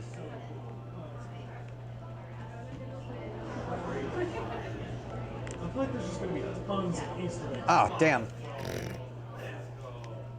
Yeah, so it looks like you are going to have to position things fairly carefully. So I want to comment on one thing. I've noticed that they're using a scan line thing to indicate stuff you can interact with. They did that on Olympus as well. Mm-hmm. I'm not sure what I think of that yet, because it's simultaneously really obvious and kind of not. Well, the thing is, you can scale basically any wall. Like there are very few walls you can't actually run up through. And I mean, it's not just like, oh, well, run up to get on top of this platform. Like even if the wall ends in a ceiling, Mm-hmm. no, yeah, you can keep going. Okay. All right, let's see if... Nope, still no menu. There's that frog guy. Oh, that's interesting. Oh, Miss. okay, so that's how you Musical change keyblades. toads. You press That's what that is. right on the It's right there. I'll pause it Yeah. for a second. attack. I guess it change must mid-combo? be something with the like the Toy Story decor that they had around the place because they had I a don't big, think I huge can. Galaxy Toys thing as well. Yeah. When is Kingdom Hearts 3 coming out? Tomorrow. It already came out. Okay, It's Yeah. so called we've Kingdom got, Hearts 2. Smile Gear, which is the Monsters Bonus Inc. points Keyblade, yeah. Ever After, which is the Tangled Keyblade, and Infinity Badge, which is the Toy Story Keyblade. Okay, no, it is changing mid-combo. That's interesting. Oh my gosh.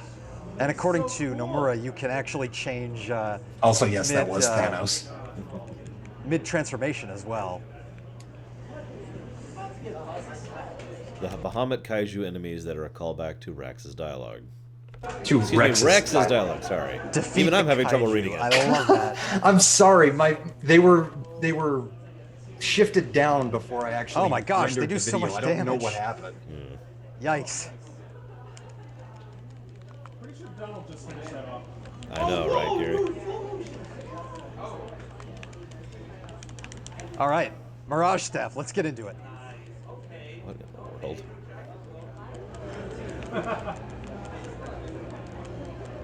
Come on, I want to get the tower. Let's get it. Wow, this is awesome. Yeah, of course it's a toy store. Oh god, that's it. This is Pacific Rim 3 right here. All right, let's go.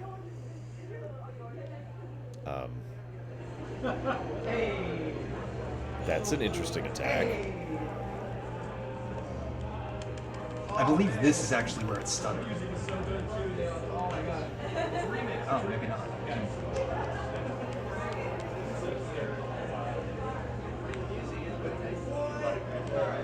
Battle Gotcha. Stars, that's what it says.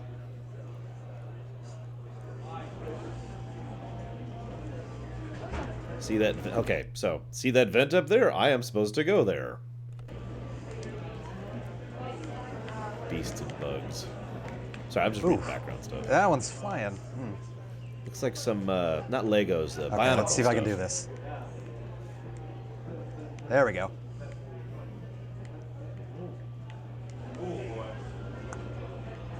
Wonder if there's anything hidden up here. I mean, besides the vents, of course. Yeah, the vent. How about trying the other side, dumbass? No joke. I spent 20 minutes trying to find the vent. I am not a smart man. Fortunately, I guess, I was the only one not the only one having trouble. Not by a long shot. Everyone. Where's the vent? This is part of. This actually goes back to what I was talking about with the scan line thing. Actually, Actually, this I kind of want to segue into this. Okay.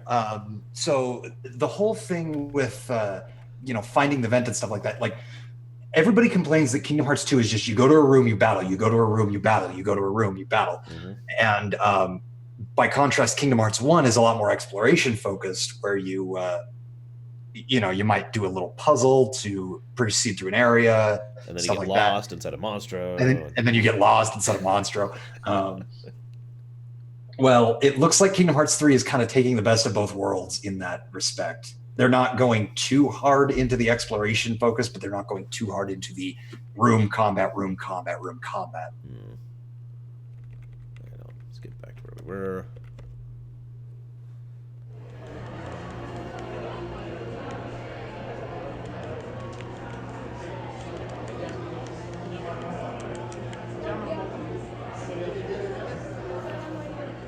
The hell? Wait, what? Yeah, this is new. Oh, this is interesting. I I've freaked never out when seen I this saw before. this. I love how it's just keeping like a path where you've been. Oh no! Watch. Okay.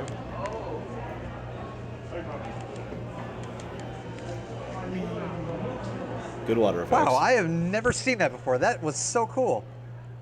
Wait, you're going back through the same path, aren't you? Mm-hmm. Nice. I like it.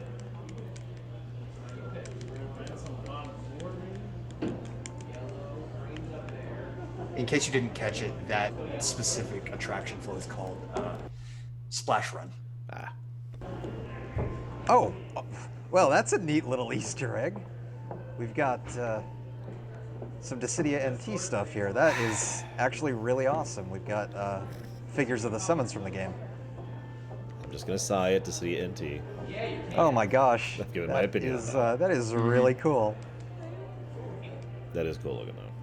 They're actually really well detailed too. I hope they release those in real life. Yeah, it did.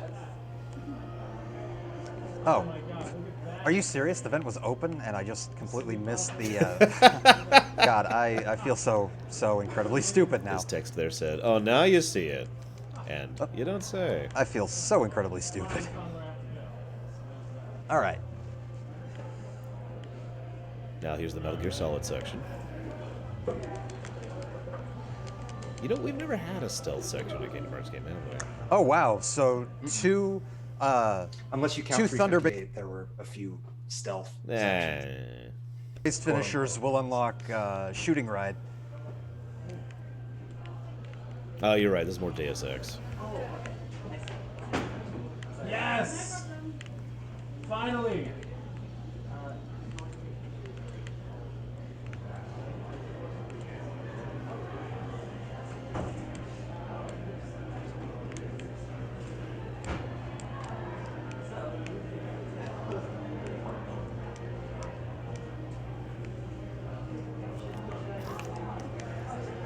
This place looks like it's gonna be pretty big. Just ether, I think. Yeah, there was an ether in that chest. Why do they have security stuff in the vents? Oh my god, this toy store has better security than all of Deus Ex. And there's Shotlock. Snake bite, huh? Interesting. Is it, real quick question, does it play the same as BBS, Shotlock? Shotlock? No. The timing is a lot more strict. Okay. Just funny because I always sucked at Shotlock and BBS. Yeah. I suck at flow chain in this. I can't chain between enemies. My timing is terrible.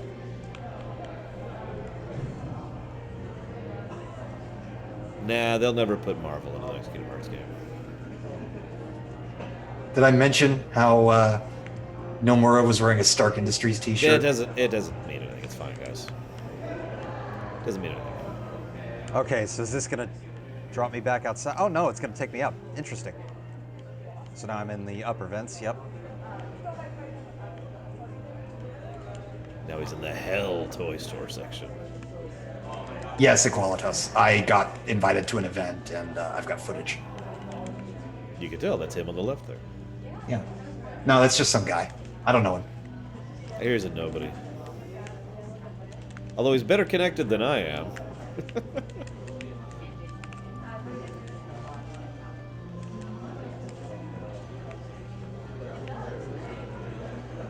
That's called the black hole attack. Also, yes, Zero Hunter. Nomura does that a lot.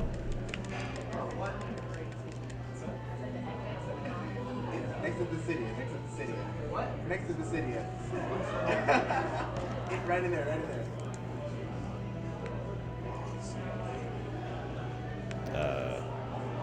Oh yeah, this one. That's weird. It's really slow. I don't like the timing on it. It's really, really strange. Yeah, it looks off. It looks QTE. It kind of is. Everything else is fine, but that is just, it's not something I enjoy.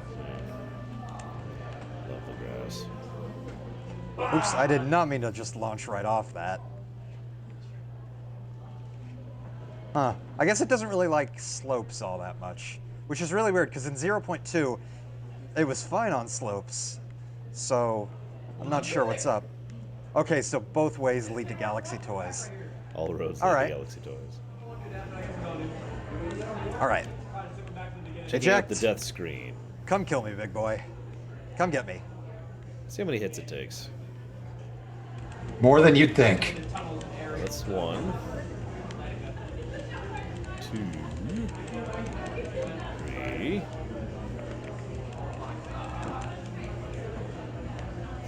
3. Stop dodging, Rex! 4. 5, 6. All right. Kill me. You're doing a poor job. Do it. Healed the fall. Oh, God damn it, Donald. Okay, God damn it. so Donald heals me when I don't need it. In a really bad way, I guess. I mean, obviously, if he heals you in a pinch, Oh, that's gosh. normally going to be very good. But for the purposes of what I'm trying to accomplish, which is dying to see the death screen, Damn it, You Court. know. Don't joke about that. that just doesn't help me.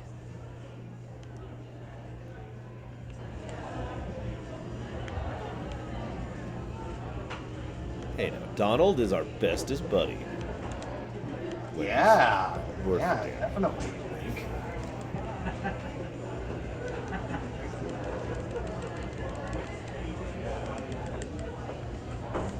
Did you ever use the gumball machine? I don't. Oh no, I didn't. Yeah, right. Because you can hit the Yeah. you can hit the lever. I'll just say it. And It's yes, everywhere, guys. Yes, it does do something. I think. All right, come on, kill me. This is it. This is it. It's Come on, been you're so 37 close. hits. Kill me. There's 38 hits. One more hit. 39. There we go.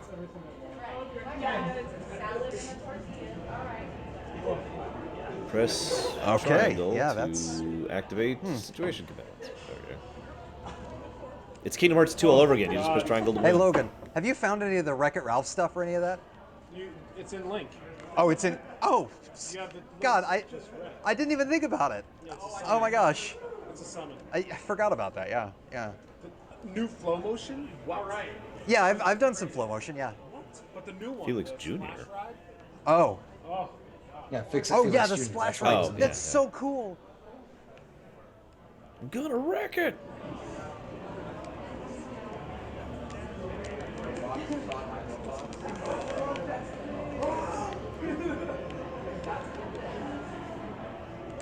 interesting attack. I'm gonna punch the ground and make a brick appear. Oh, Okay, and so then- he breaks Okay. the blocks. Interesting. Okay, it looks like you need to have full MP in order to do a summon, which, yeah, that sounds kind of standard. All right, let's do it. Aerial the water element. Oh, wow, this is so great. What? Oh my god, it's Splatoon. It's so weird. So the note here says, the timing on this is a bit strict, so I decided to see if mashing would work, like it does with Kingdom Hearts 2's reaction command.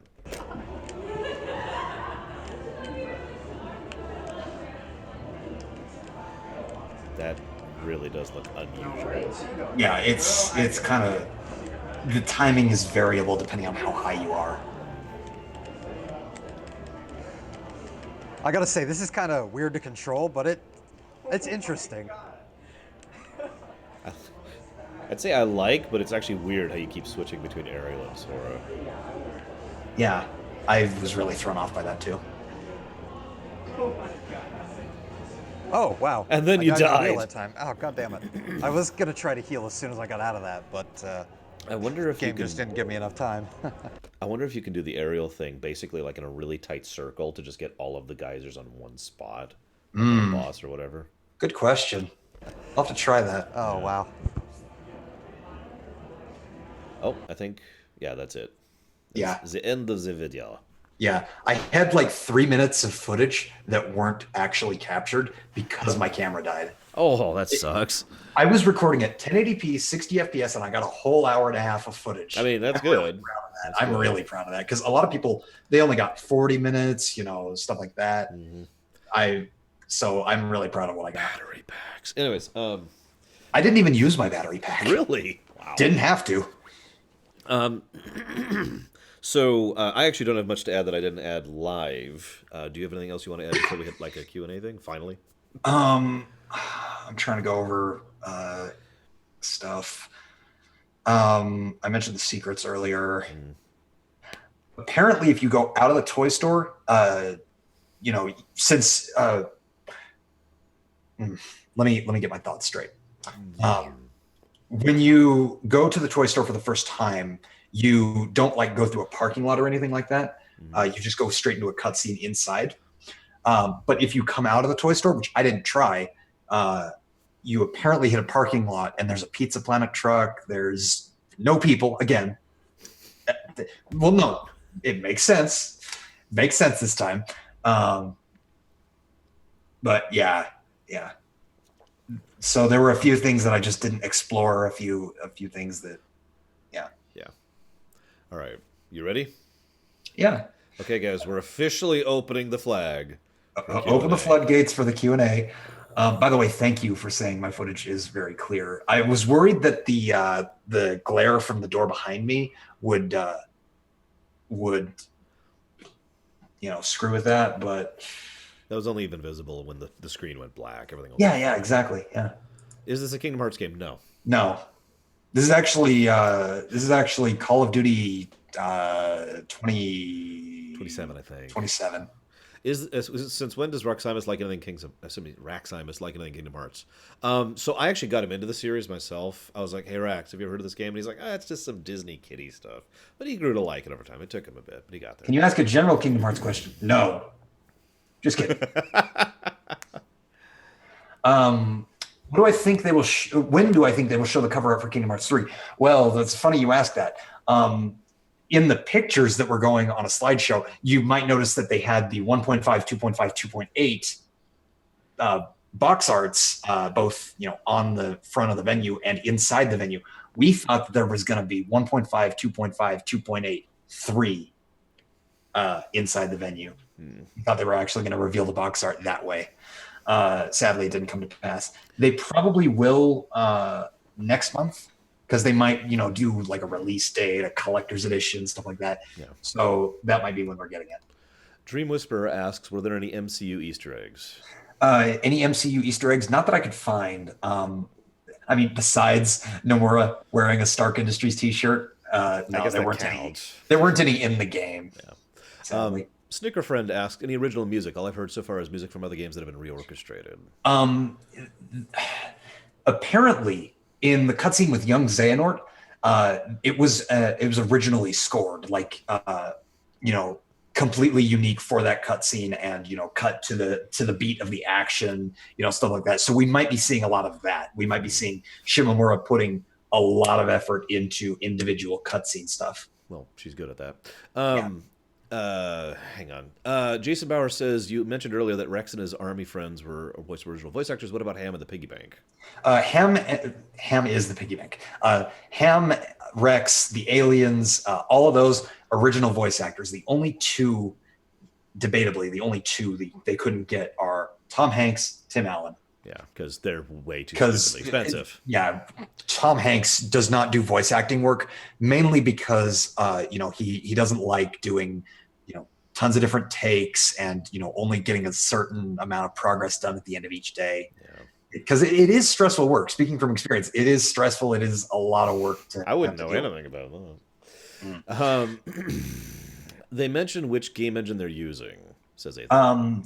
So originally, when the game was being developed, they were using FF15's Luminous engine. However, they ended up having to switch to Unreal Engine 4 fairly early on, like maybe around 2015 or so, because Luminous was just too limited and stuff like that. I think that Square is actually trying to move away from proprietary engines to working with other people's more general stuff that they could use, which will save now development time and cost. Yeah, I really like how the Unreal Engine stuff has turned out.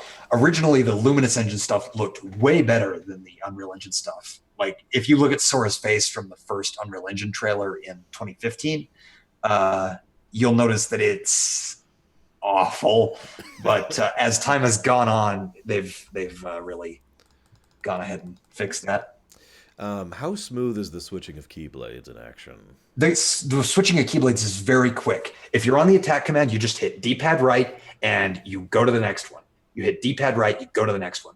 If you want to go 2 across, you have to do it twice, but it's very quick. Yeah. And you can do it in between combos if you did not catch that. You can do it in between combos. You can do it in keyblade transformations. Nice. The Count 35 asks, are there any Disney worlds you wished they would have added? Treasure Planet. Yeah, everyone says Treasure Planet. I don't blame them. Incredibles. That too. Also Frozen. I'm never giving up on that one. It just fits too well. Yeah, I can see that. What do you feel about the more tactical approach to summons? I really like it. Here's the thing. When you say more tactical, get back to us next time. The summons were originally tactical. If you watch speedruns of KH2, people really, really know what they're doing with those, and they can make really good use of them. Just look up Peter Pan during Data Psyx for an example of that. Yeah. Mugen Hagen asks, how would you compare the Keyblade to a Kingdom Hearts 2 BBS or 3D? As a major speedrunner worry I've heard is about the gameplay. Well, see, a lot of people say, the gameplay's a bit too floaty. I kind of didn't feel any of that, and stuff like that. I felt really like it was really, really tight in terms of the combat. Plus, there were a lot of options on display. You guys saw everything that I got, and I didn't even unlock everything, and that's just the demo. We are going to have so many options to play with. So I think they are. I think they're striking a really good balance between variety as well as game feel. So I think speedrunners are going to be really happy. And in fact, Biscuit047, popular Kingdom Hearts speedrunner, was at this event. He was invited. And he says, besides a few different things, he really likes how it turned out. Skippable cutscenes. Yes, I did skip. There better be. Yeah. Actually, the cutscenes were running on for a little too long in this demo. They were like 10 minutes long each. So I skipped through the first one a little bit, like when it was halfway over. No, not Bloody Biscuit. Biscuit047. They're two different people. Tara asks, were there any Star Wars Easter eggs? No. No Marvel Easter eggs, no Star Wars Easter eggs. They're keeping it purely Disney Pixar.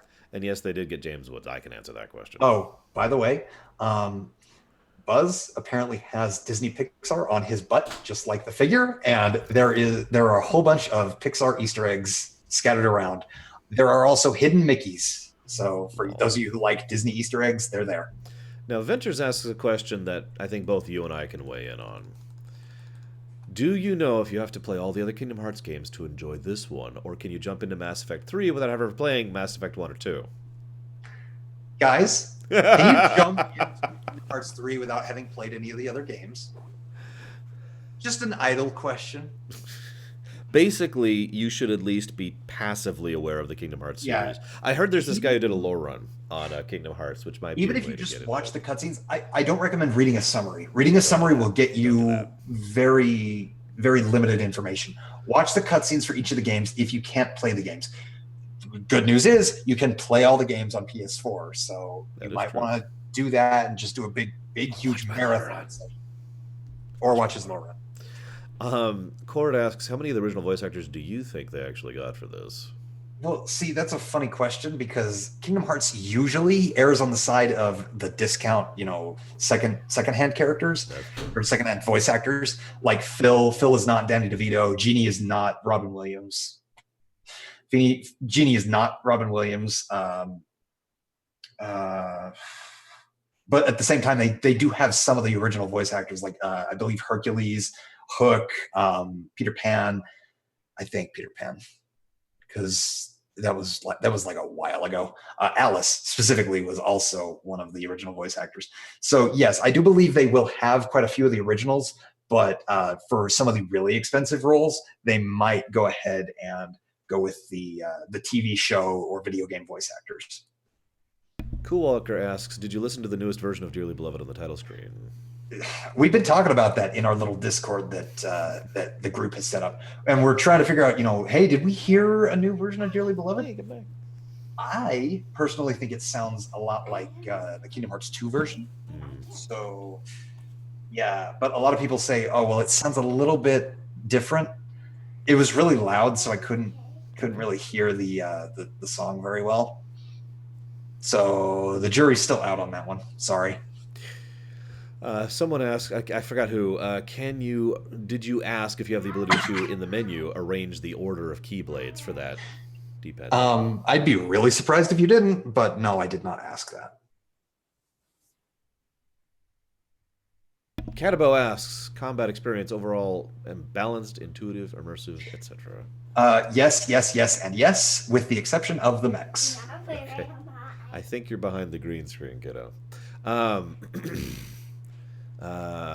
Seeing if there's any questions I missed here. Loading screens, long or short? Loading screens were actually fairly long because they had... Carrot. No carrots. Okay, have a carrot.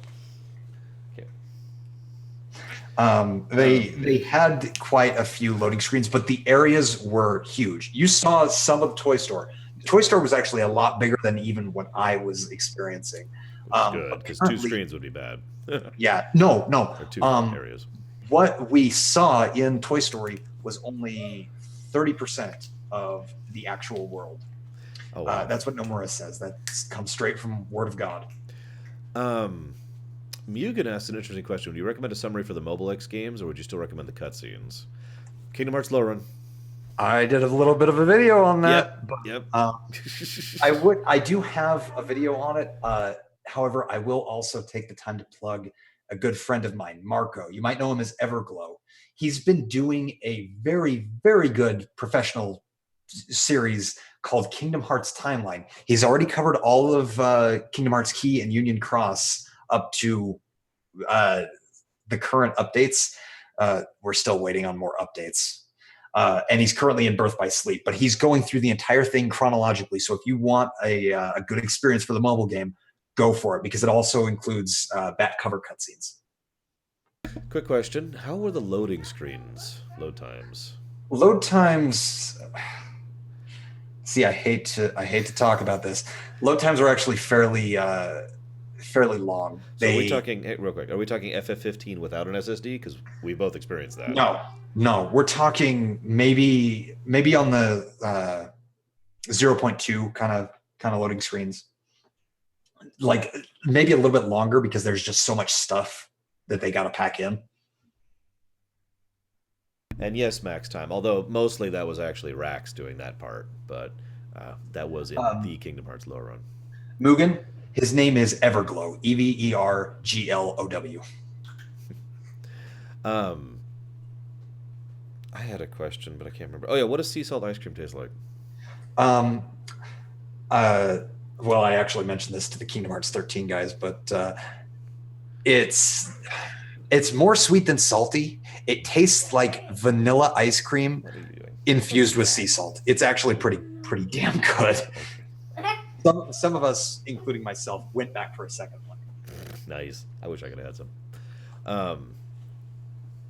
I did have another question, even though you and I have actually already talked about this and answered this, but this is for camera. Here, I'm going to type his name out. Okay. Content creator Everglow. Why did you turn my light on? If you go to kh13.com, I've actually been writing articles about Kingdom Hearts timeline, so you can go check those out. Plug. When do you think we'll get an actual Kingdom Hearts release date? Release date? Well, I'm going to the orchestra next month in about 3 weeks. It might be there. It might be at the Square Enix showcase 2 days later. Nomura said it is coming next month, early next month. So it is going to be at one of those 2 dates and nothing else. So, yeah. Does anybody else have any questions? The chat slowed down a bit, so I think you can catch up. I have to go take care of a little one, don't I? Yeah. Do I need to tickle you mercilessly? A bit unrelated, but are you going to E3 this year? Yes, I'm going to E3. I'm going to the orchestra, and I'm going to E3. I'm staying in LA for a whole week. Real quick, I have a question. Yeah. Will you be working with me on any E3 stuff again? Oh yeah, okay. Absolutely. Cool.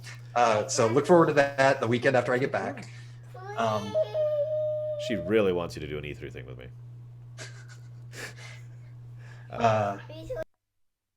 Am I locking myself in a room for the release? Well, funny you ask that. I've actually, when I signed up for my current job, I talked with my boss and said, there is one exception to me coming into work, and it is the release date of this thing. You need to make an exception. And he accommodated me on that. So as soon as Kingdom Hearts 3 comes out, I'm probably going to be taking a few days off to go ahead and play it.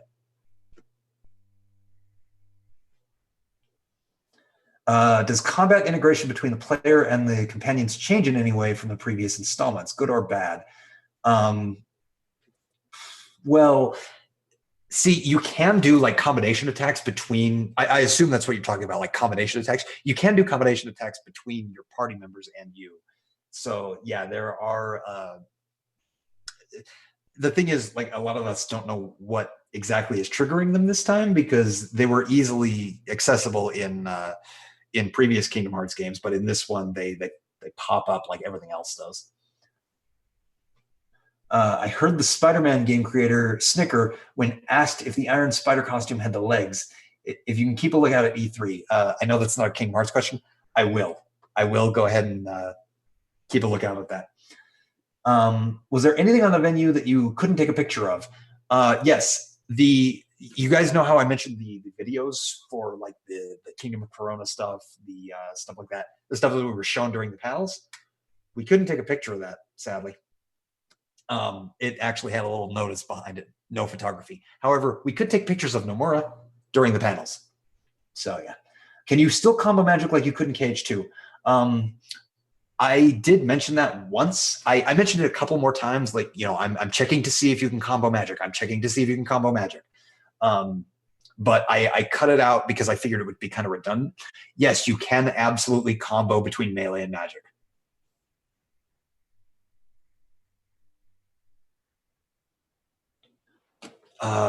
Is there anything else I missed?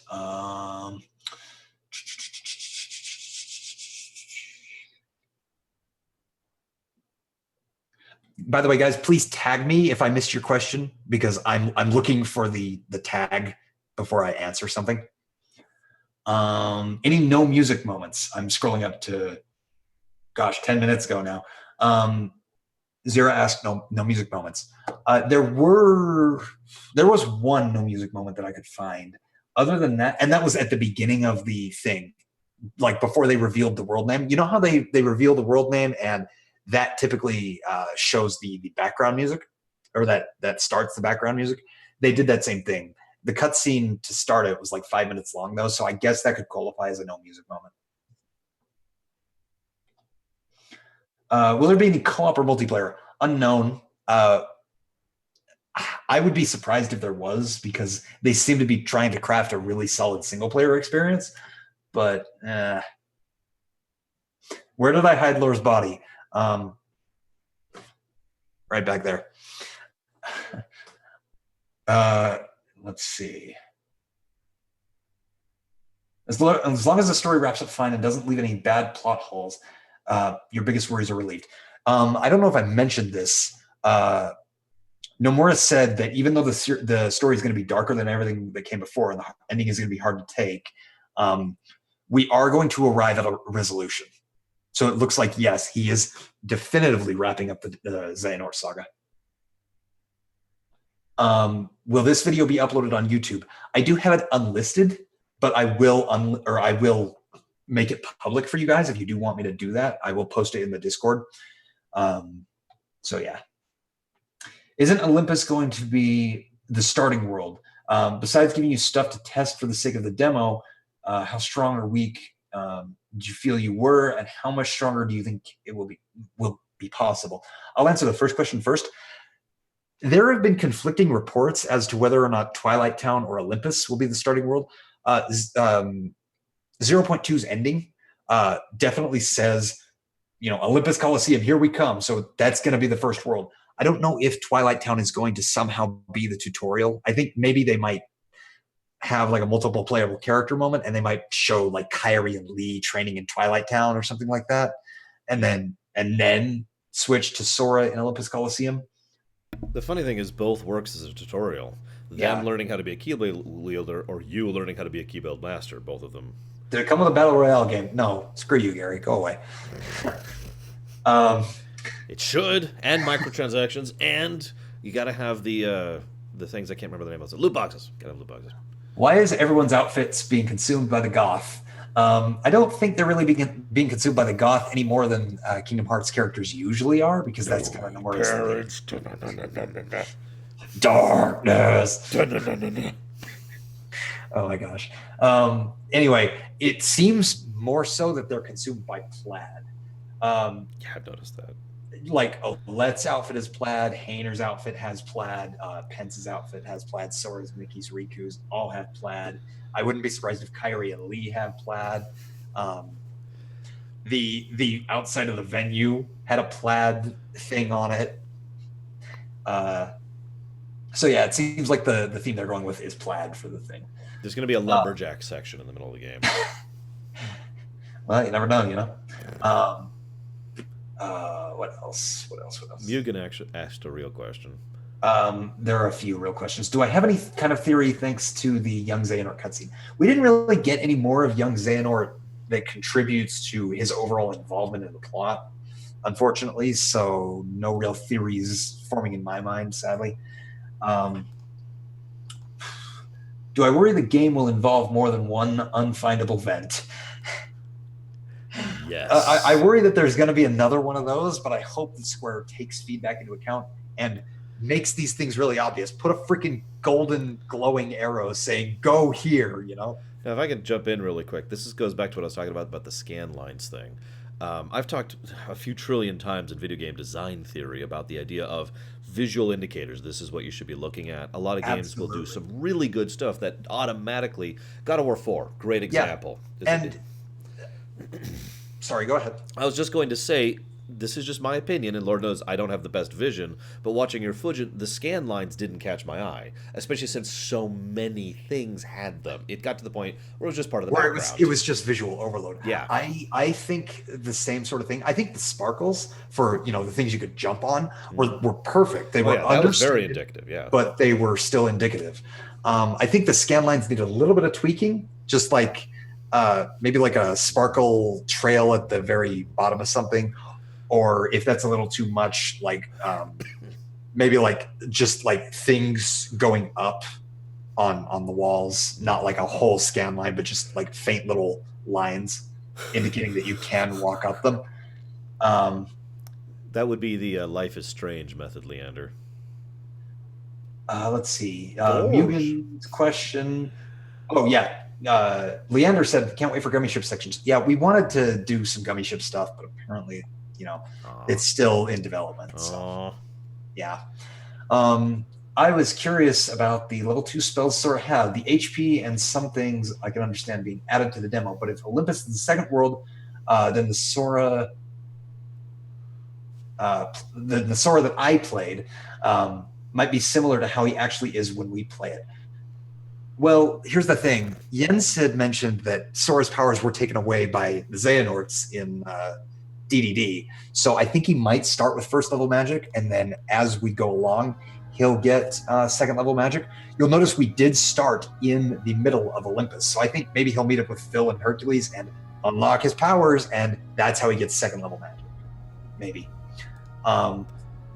What's going to happen is he'll be walking through, and then there'll be like an explosion. He'll be thrown back against a wall. Zeus will throw a lightning bolt. Yeah, it'll just Zeus will be like, no, put all your powers into this sword, Sora. It'll be cool.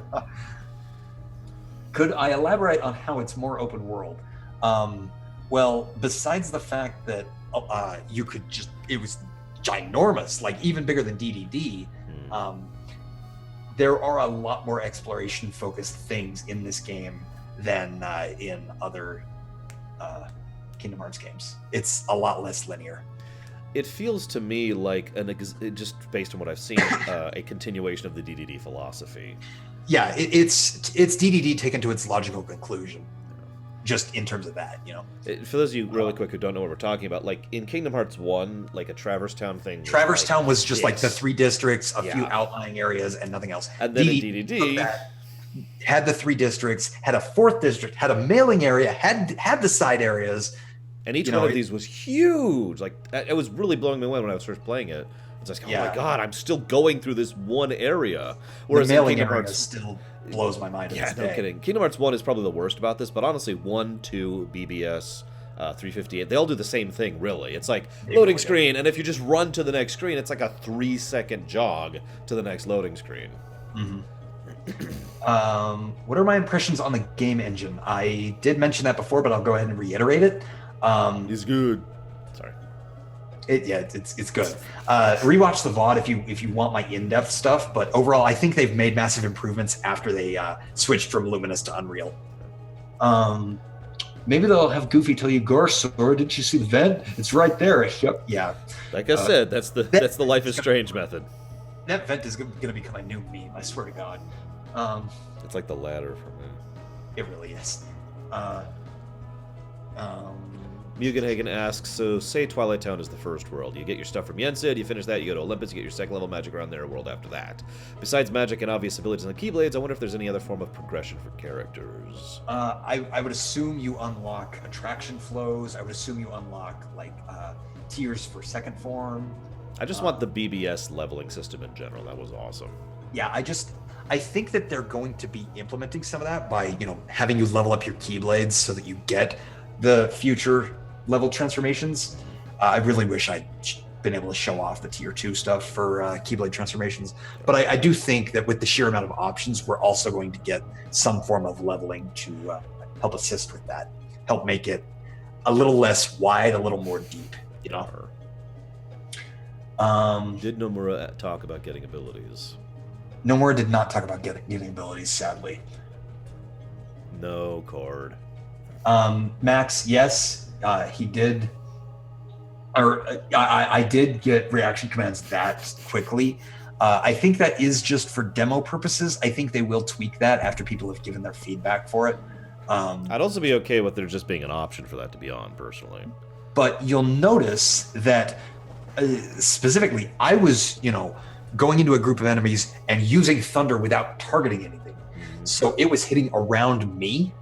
And one of those, if you had enough enemies, you'd get Thundaga right like that. And that's how it is in 0.2. So I think if you do things a certain way, you just get them. Yeah. I'm just worried that we're having fewer Keyblades this time around with how different they work from each other. I want my Ultimate Weapon Keyblade. Ultimate Weapon's coming back. Let's be honest, it's tradition at this point. But I also think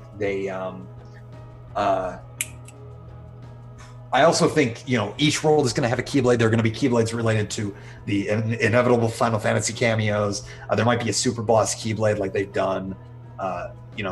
There's going to be a lot of Keyblades, Adam Ciuta asks the same question that was asked earlier. Can we start with Kingdom Hearts 3? No, play 1.5, 2.5, and 2.8 in that order. Or please. watch my low run.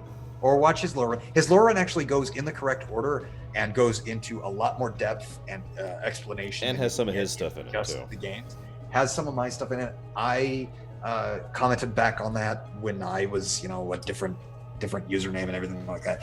You'll see a lot of Kingdom Hearts experts really helping you out with the lore if you watch that. Also, really quick, if I just want to jump in, my favorite Ultimate Blade, the 2-date, is actually DDDs, where you are wielding half of it and Riku's wielding half of it at the same that's time. That's not the Ultimate I know Keyblade. It's not literally the Ultimate Keyblade, but as far as I'm concerned, that's the Ultimate Keyblade. Yeah. In the trailers, it is even faster. Yes, in the trailers, situation command building is even faster. That's probably just done for marketing purposes, and I'm guessing that with this premium showcase that we've been doing, they wanted to also emulate that kind of a thing so that we would show off some of the flashy stuff for people who might be watching. Yeah. Will we be able to wield Xehanort's Keyblade? I hope so. That would be interesting. Also, it's Lushu's Keyblade, not Xehanort's. Also, But, it's... yeah. FF15 Keyblade is a set of keys you can put in your pocket, jingle them, and Ignis appears and runs everything over. I would like that. That would be an interesting summon to have an FF15 kind of summon. Maybe not like Ignis, but like maybe the Chocobros do like a big, huge, awesome summon. Anyone else? Did I see any cutscenes in the demo that were story important, not just world important? Xehanort appeared, but he didn't have much of an impact from what we saw. Considering how they're doing Xehanort in Toy Story, Marluxia in Tangled, Vanitas in Monsters Inc., I think they're going to have really story important cutscenes and really story important boss battles. Like you fight Vanitas there, you fight Marluxia there, you fight young Xehanort there, you fight so on and so forth. And then at the Keyblade Graveyard, it all comes together and you fight all of them and you get all these big reveals and everything like that. I think that's how they're going to do it. Xehanort's like, I am you from the future, Sora. After seeing Gigas, now all I want is to possess a Dark Side, Heartless, and Pilot one. I know, right? In Mario Odyssey, we could do that. Do you think Kingdom Hearts 3 will actually be out in 2018? Yes. I do too. They've held to that release date since July of last year. In every single trailer afterwards, they've said 2018. They've held to it even as recent as this event. Yep. They've said this game is coming out this year. Yeah, extreme likelihood at this point. And in case you guys didn't know, Nomura has actually said, we've had the release date internally decided for years upon years now, and I think they're sticking to that. I've already said December 25th, hazardous. If it comes out on Christmas, then I can't play it on Christmas because I'd have to go out and some stores might be closed. I wouldn't be able to get a package delivered. Now, actually, if you mind, I'd jump in here really quick. Mm-hmm. I actually have a question for you guys, and you too, Rax. Mm-hmm. Now, I'm going to do a proper straw poll of this later, but I wanted to get kind of a feel from the audience, because this is something that's been percolating in my head for a while now. How many of you would want me to do a Kingdom Hearts 3 premiere run the day it comes out, and how many of you would want me to wait like a week or two? And what do you think, Rax? See, I would like you to wait because there are going to be a lot of people trying to spoil the game in the chat. I kind of want to do my own stream of it. I mean, not to try to take your thunder or anything. I know a lot of people would like to play. So, maybe I think you might get limited viewership because Kingdom Hearts 3 is like the most anticipated game in our community right now. So I think that it might be a good idea to go ahead and wait for like a week. Okay. But since I'm going to also be joining you for that premiere run, I'm not sure because I'd have to take a little extra time off for that.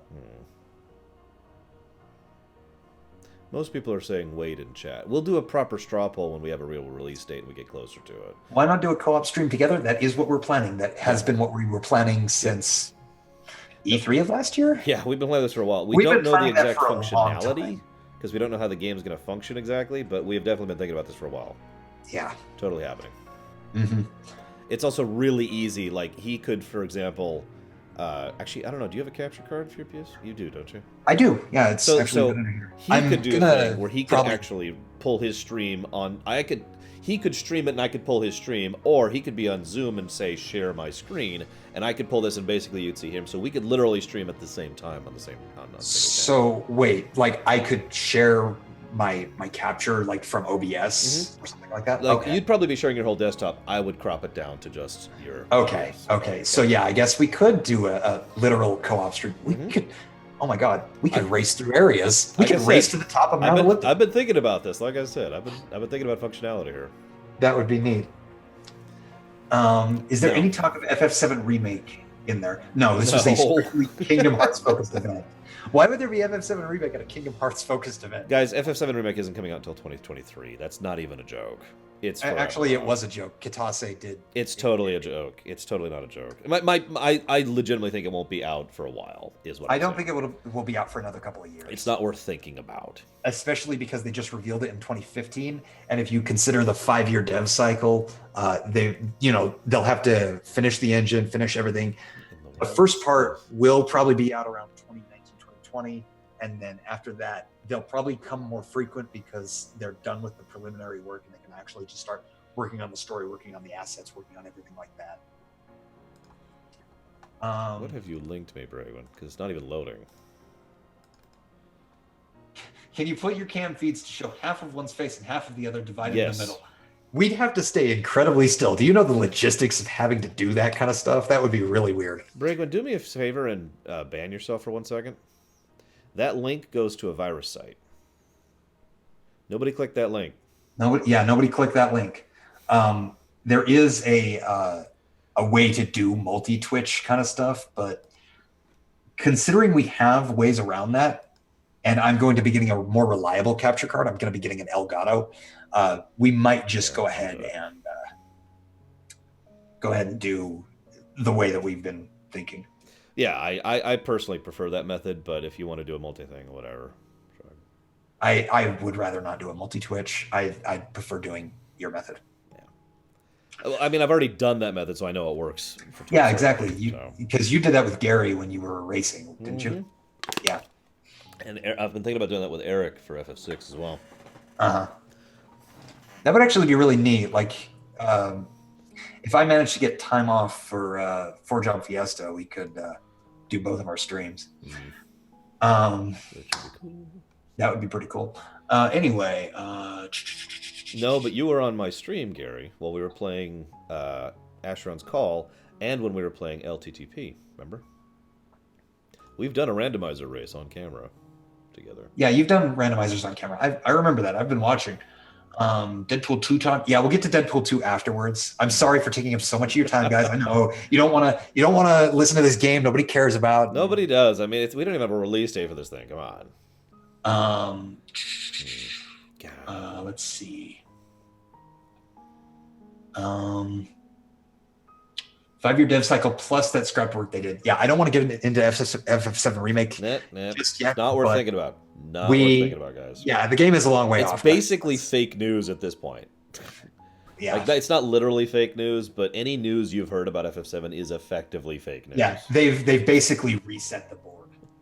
You're gonna have to wait until they do it again, and then the news will become a bit more legitimate. Imagine if the final dungeon was akin to FF6, controlling 3 parties at different times: the BBS trio, the Sora trio, and the Days trio. That would be awesome. That would be really neat. Although That's they'd true, have to work Bill. Kyrie and Lee in there somewhere too. Actually, no, they would have to. Oh, no, they wouldn't. Never they mind. wouldn't. No, they wouldn't. They'd have to work Mickey in there. Mickey Well, they Donald. could have like Four an parties. old Masters team. Oh, by the way, one thing that they did show footage of was when they were showing the how the animations were working for your party members. They showed Rapunzel specifically, and the person who was doing the filming and stuff was controlling Rapunzel. So I don't know if that's supposed to be a hint towards something, but If they It have might be legitimate possible. co-op in Kingdom, it's been a game that's been built for a while, in my opinion. Like, especially if it's like 5-person co-op. yeah, I really do think, without exaggerating, without joking, having the ability to say, hey, you play Donald, or hey, you play Auron in Yeah, the thing. especially because they did that kind of stuff in Days. So Yep. I think if they have drop in, drop out, and you can pick up and go with their abilities, you can swap out their abilities on the fly. Mm-hmm. It'd make your party members useful. It would. And, I mean, you guys know me, I'm always in favor of co-op. Oh yeah. There's And very I few think- games that couldn't use co-op.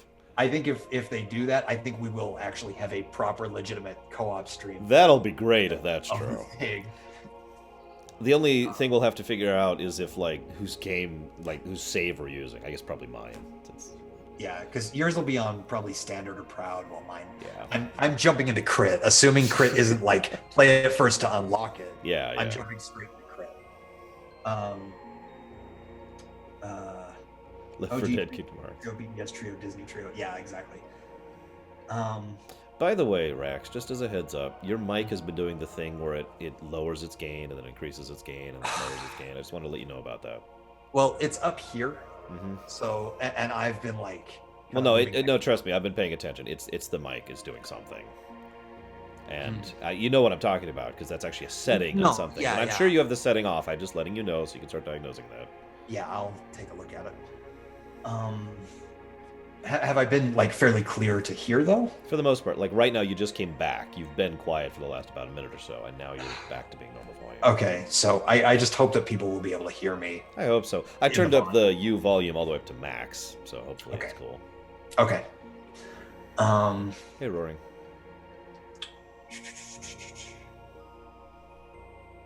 Any more questions? Does anyone have any questions about the game? About anything I might be able to answer?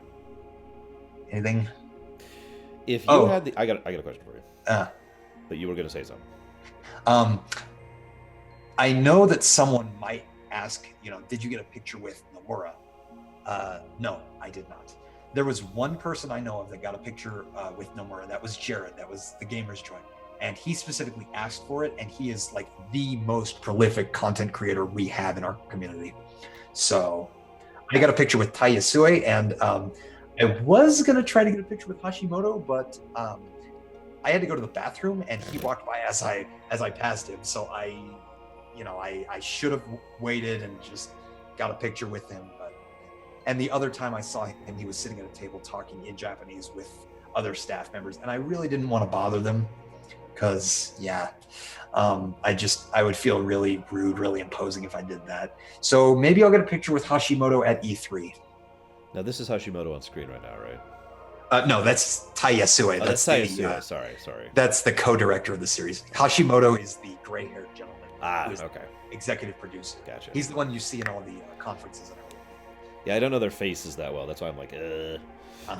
which one's this one? No crap mechanics. So No crap mechanics, please. I do have a question. You do have a question. Let's assume for a second they actually add co-op. Mm-hmm. Now, let's assume that you are given the power to Q-snap, however you want co-op to be functional. How would you do it? Like, what's your highest want from that? 'Cause I have an answer for this too. Okay, so you know how Days has like its mission mode where you can proceed through everything, but you can only do that after you complete missions. Yeah. I would like it so that you can like start up a co-op lobby as you start the game, and just both of you proceed through the story mode. Your save files get synced up, and you go.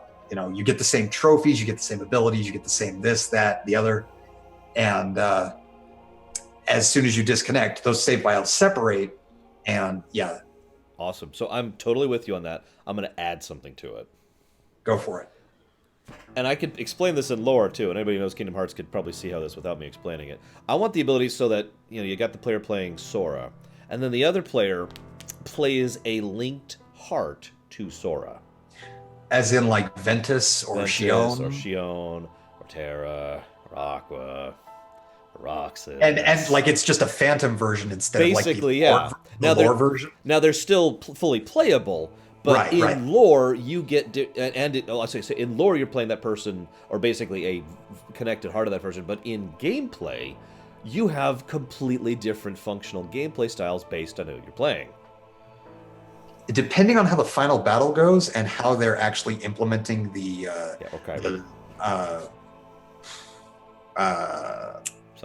seven guardians. Depending on how they're actually doing the 7 guardians and how they're going to work, we might actually see playable versions of them there. And if they do that, I could see co-op of that nature being not so much of a stretch. Oh yeah, absolutely. And yeah, like an extreme D-Link, that's a good way to put that. Like D-Link taken to the next level. Yeah, Taquita makes a good point. Like Sunbro co-op, like Dark Souls co-op. It could be something like that. Yeah, we could be seeing something like that. I have done that, yes, Ron. So I think we're good to drop off the Kingdom Hearts side. Yeah, I think we are. I'm going to dip out because I still haven't seen Deadpool. So okay, I was actually going to ask, but thank you very, very much for joining me. I'm very excited for you. I hate you for being more connected than I am. I wouldn't have had time to go anyways, so it doesn't even matter. Real quick, so just to make sure for our viewers, you are going to E3, yes? I am going to be going to LA on the 9th. I'm covering the Kingdom Hearts Orchestra. I am going to be taking the next day off probably and helping out with any news that comes out of that. On the 11th, we're having the Square Enix Showcase. I might be here for that, on stream. Or I might be with members of the community because we've all wanted to meet up and react to anything Kingdom Hearts that they show. So I might be able to get a VOD of that and show it on stream the week afterwards. Awesome. So stay tuned. I'll keep you guys posted on that as to what we do. We're still in regular contact, me and the rest of the guys. So we'll see what comes of that. But yes, I am going to E3, I am going to the orchestra, and I'm going to be covering both in exquisite detail. Okay, so thank you again for joining me. Go ahead and bow out so I don't spoil anything for you. As ever, guys, I'm going to go ahead and put the spoiler tag up now, but we're not going to start spoilers yet. We're going to wind up to it a little bit. Get us some time here. Let me go ahead and put this stuff off here. That, and then that. There we go. So we're gonna take a moment here. I'll go ahead and leave Zoom here. Take a moment. We're just kind of chatting. How are things? Things are good. So I'm gonna say one thing in the not quite spoilers territory. I think I enjoyed Deadpool 2 better than Deadpool 1, but I do have to say part of the reason for that is the fact that Deadpool 1 had a couple of scenes that legitimately got to me in the way that is bad, in a way that's triggering or whatever the hell you want to call that. Deadpool 2 did not. That, to me, is probably the biggest difference between the two. I will also say that the other thing that Deadpool 2 did well is it knew when to be serious and it knew when to be funny. In my opinion, a work that is just non-stop humor stops being funny after a certain point. That's just my opinion, of course. But when you have a thing where it's like joke, joke, joke, joke, joke, joke, joke, joke, the beat of it gets a little bit repetitive, and it stops. You just stop being as hit as much. Deadpool 2 knew when to go ahead and drop the jokes for a minute, and then it knew when to bring the jokes back into it. So the pacing of the humor versus the serious was very good, in my opinion. I do recommend you see it. It's a good film. It's a very good film. Make sure you watch the mid-credits scene. There is no post-credit scene of note. There is actually a post-credit scene. Don't stick around for it. That's all I'm going to say. The mid-credit scene is the one worth sticking around for.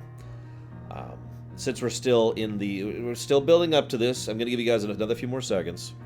Yeah, there's a post-credit song. That's a more accurate way to put it.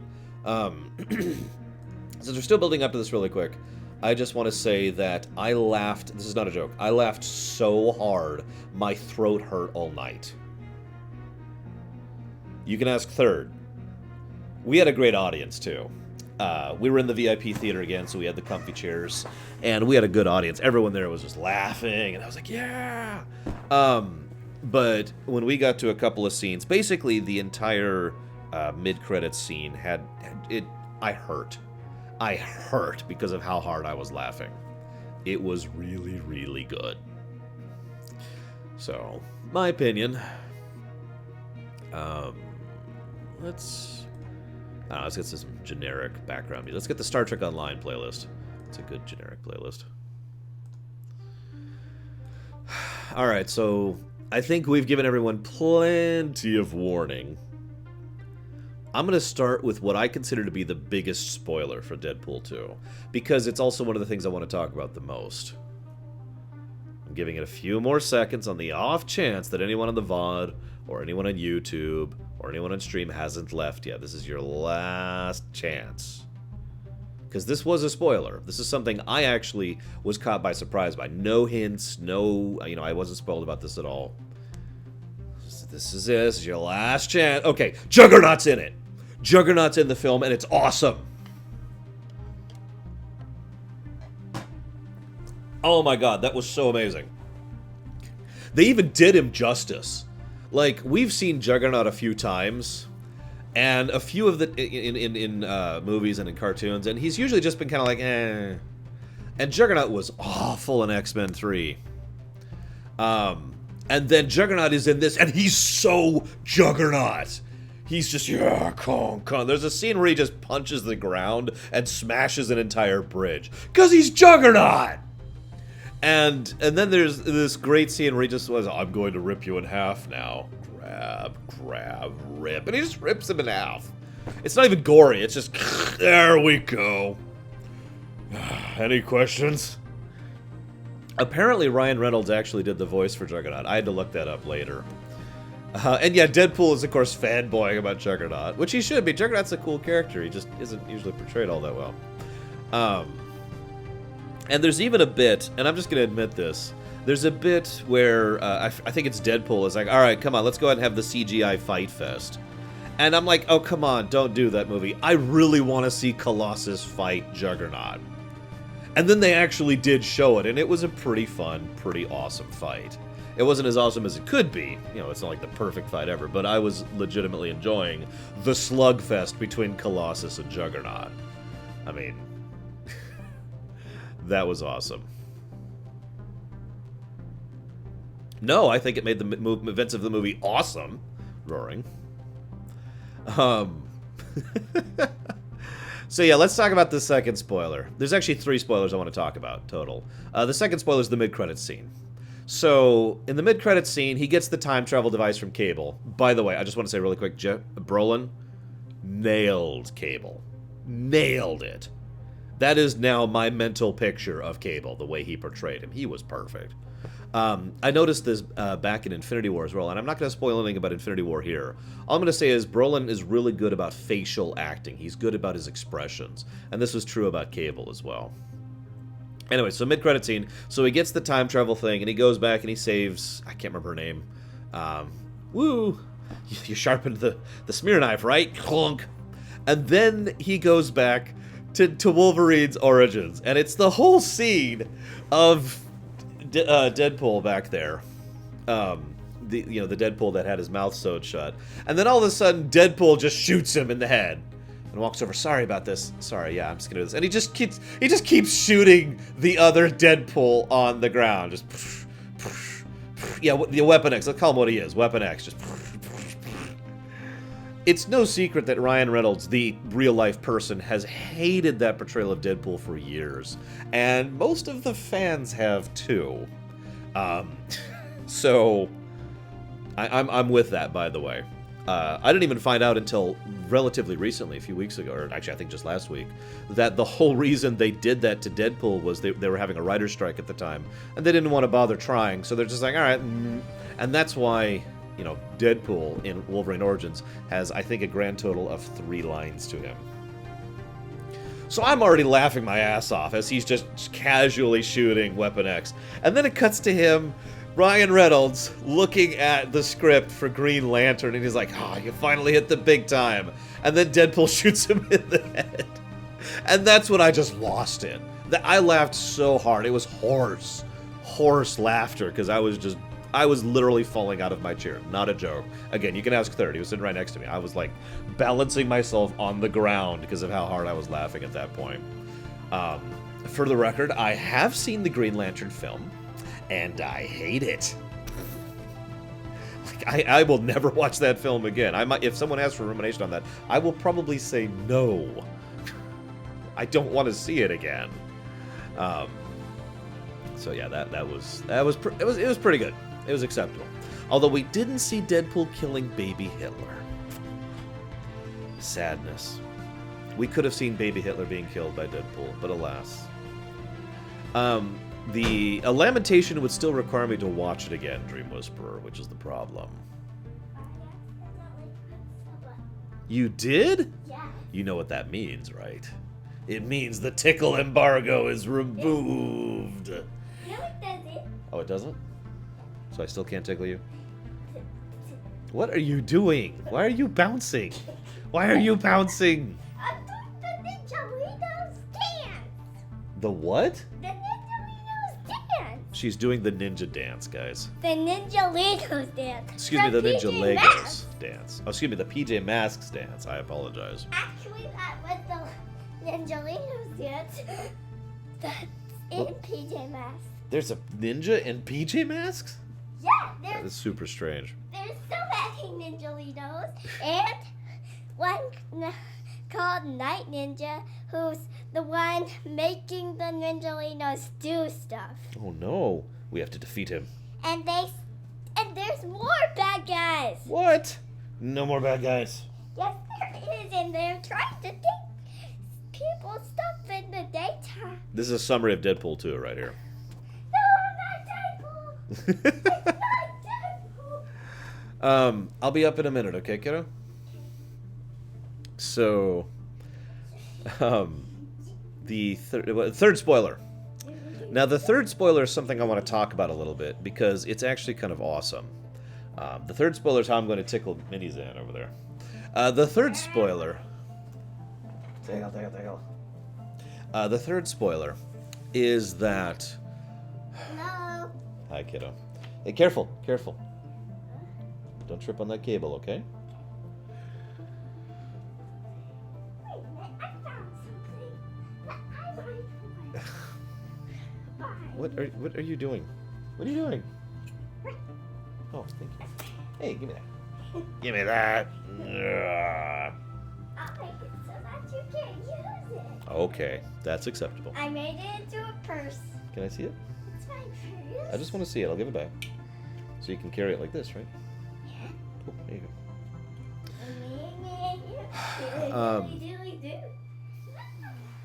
That's what the Ninjalitos song they sing when they are dancing. Why do the ninjas sing a song? While they're dancing. Why are the ninjas dancing? They sing a song while they're dancing. But why are they dancing? Do. That's what they sing. Okay. While they're dancing with their legs. I'm gonna go deal with my niece really quick. I'll be right back, guys. They do. And by deal with, I mean tickle mercilessly.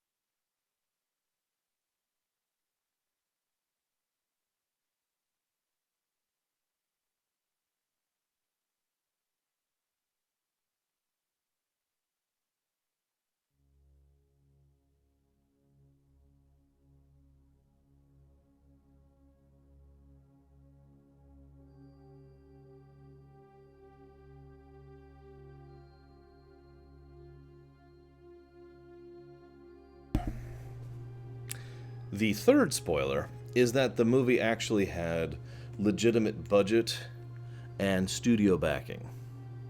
Now, I know that sounds like a weird spoiler, but what I mean by that is in Deadpool 1, there's a joke where they managed to use the set of the Xavier Mansion.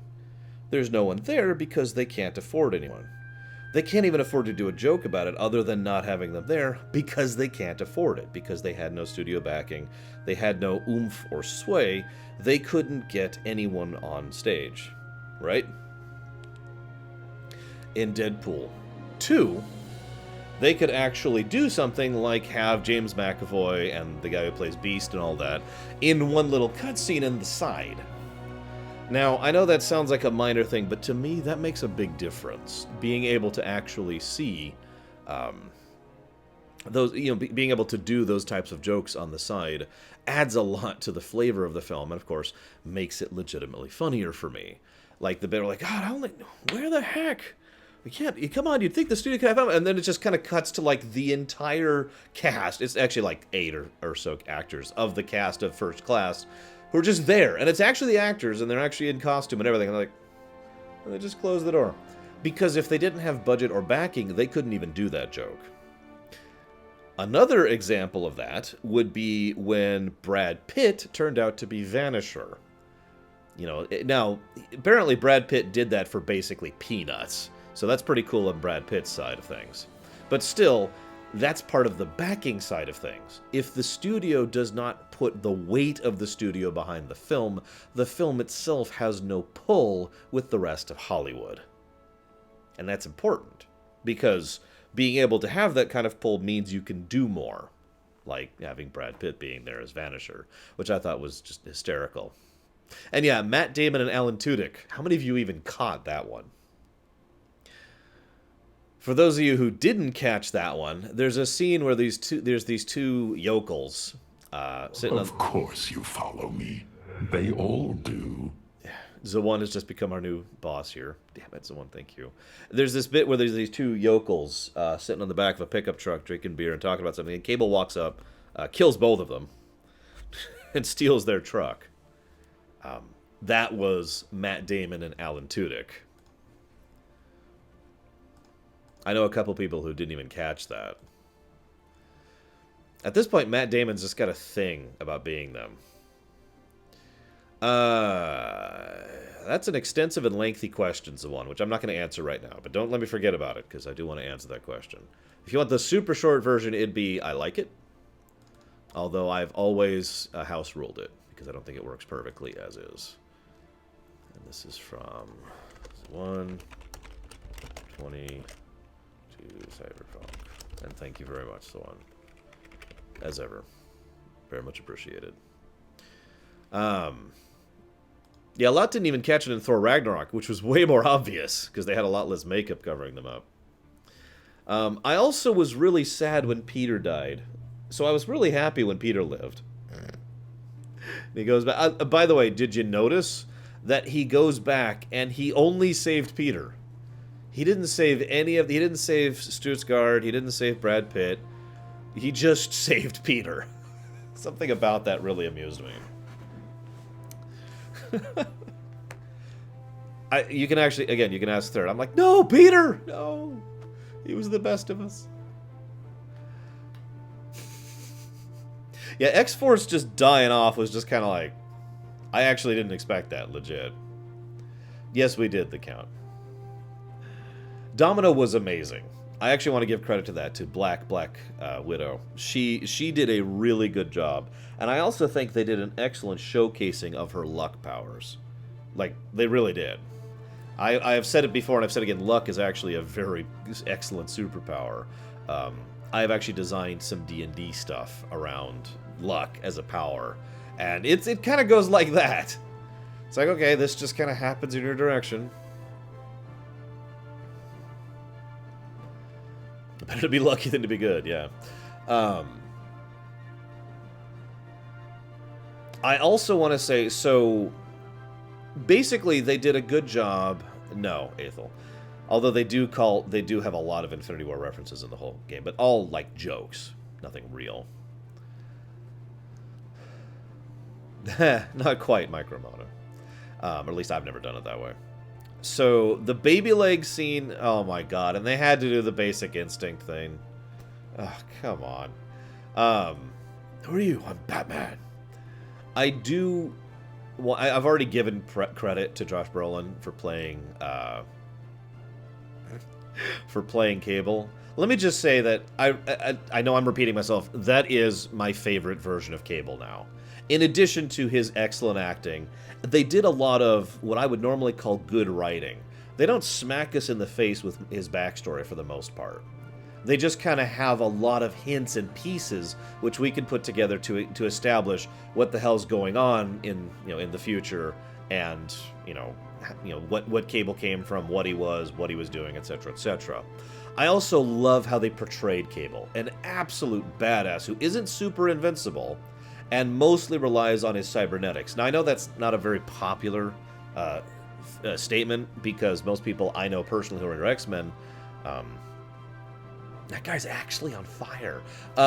Most people I know prefer the Cable who has, the Nathan Gray powers, the telekinesis and telepathy. I personally prefer that he is the cybernetic, the guy who's got the tech to be able to keep up with the heavy tier stuff. They presented Cable as a pretty high tier character, relatively speaking, and I liked that.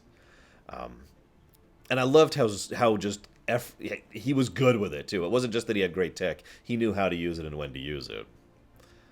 I did too, the Count. Cable was a cyborg, yes. The original Cable was actually the genetically crafted character based off of Scott Summers and Jean Grey's clone or twin, I forget which. It's weird. The point being, I prefer this Cable, which is the cyborg. Also, quick aside, I've decided to look into this. They have flat out confirmed there's going to be at least 2 more movies with Brolin as Cable in the future. And they're still debating Deadpool 3, but the X-Force movie is already in the works, and they're already working on another X-Men-ish movie, which is probably, asterisk, going to directly tie into the MCU and finally bring X-Men into the MCU. So, if absolutely nothing else, the thing we have that's totally confirmed right now is that Cable, Josh Brolin as Cable, will be back, and it will be that Cable. Yeah, I noticed, so one of the things I also liked about Deadpool 2 is they never, how do I phrase this? They never violated the rules of humor, if that makes any kind of sense. What I mean by that, for example, Deadpool fake dying 3 times at the end is perfect, because if he had fake died 2 times, it wouldn't have the same impact. If he fake died 4 times, it would get boring. The rule of 3 is one of the most common and core rules of humor that exists. You tell the joke, you repeat it, and then you conclude it. You go past 3, you get into the Family Guy effect, where you just hammer a joke in over and over and over. And some people like that, but generally speaking, that's not considered good humorous design. Deadpool 2, by contrast, adhered to humorous design throughout the whole thing. Again, I've already talked about that, so I'm not going to reiterate that. Yeah, 3 is kind of a core of everything. That is true in so many different ways. Deadpool is currently only in Deadpool continuity, but Deadpool 2 is very contiguous from Deadpool 1. It is a direct sequel.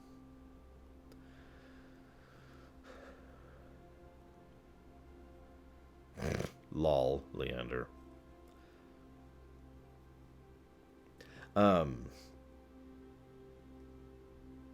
I was going to talk about something else regarding that. I was talking about Cable. This gun was awesome. I also love how... So for those of you who haven't actually read the comics, Deadpool and Cable have actually teamed up a lot in the past and have had some frenemy and some really awesome teamwork stuff going on. And I like how they presented that in the final fight, basically, where Deadpool and Cable were basically kind of awesome together. Like some legitimately good teamwork going on screen. I also loved how Domino killed all of the horrible people there just effortlessly. Especially the last guy who was like pinned on the bed, and then the and there goes his head. I need a bus. Okay, let's go, guys. Luck. I also want to say really quick, I was a little bit upset that Cassidy didn't have a bigger role, because I liked him back in the comics, but he was still well presented.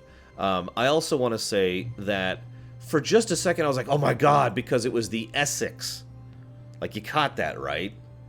Now, based on the way it is, and I looked into this, apparently this is just one of several facilities that the Essex Corporation has set up. This is not Nathaniel Essex himself.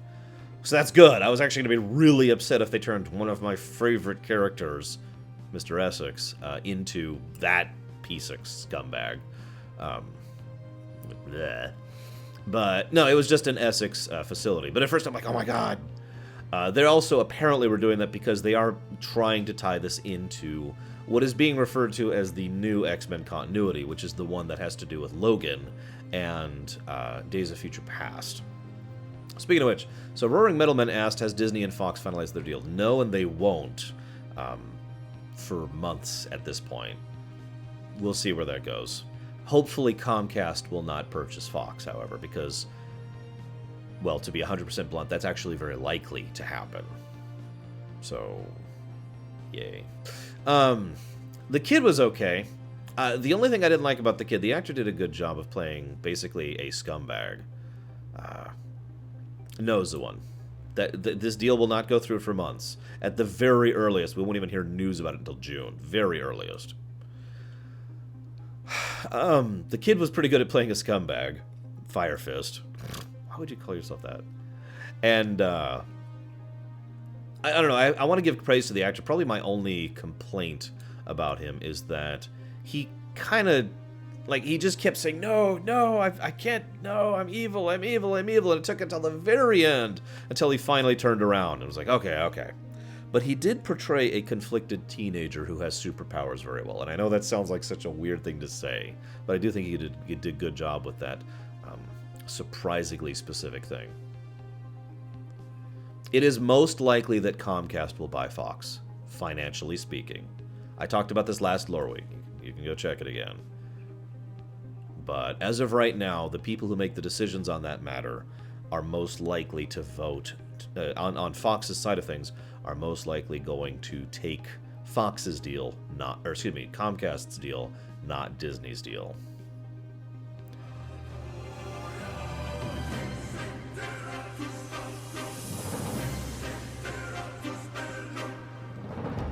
And that does fill me with fear, so I suppose that is a very appropriate thing to say there.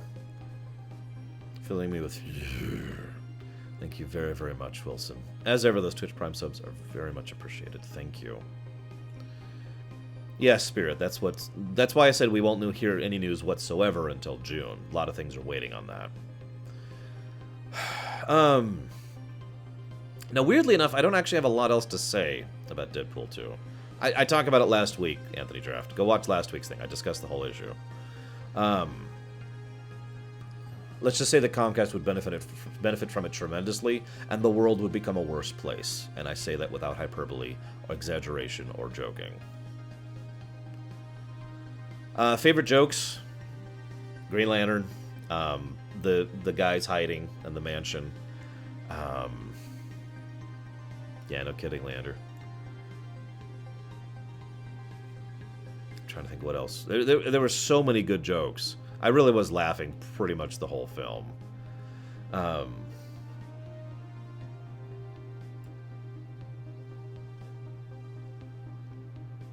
also admit I kind of liked it when Cable comes in and is like, I'd like to make a proposition.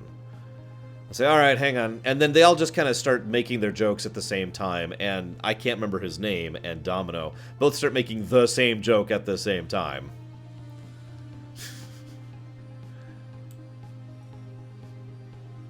And dubstep sucks.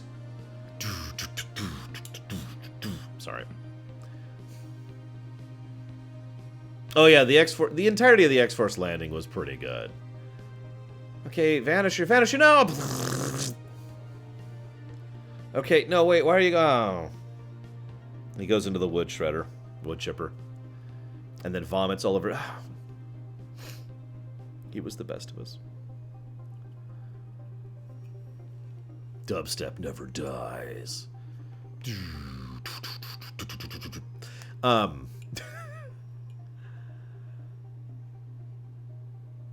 I also have to admit, there was a very small joke that for some reason just really struck me as very funny. So, Richard? That's not, God, I can't think of his name. Firefist is like, he's got the pen. He's like, okay, it's got a passcode. And Domino says 7. And Deadpool's like, no, don't be stupid. It's not just going to be one number. It was just one number. Okay. Sure, whatever. Okay. My only superpower right now is explosive cancer, so if you give me a bow and arrow, I could call myself Hawkeye.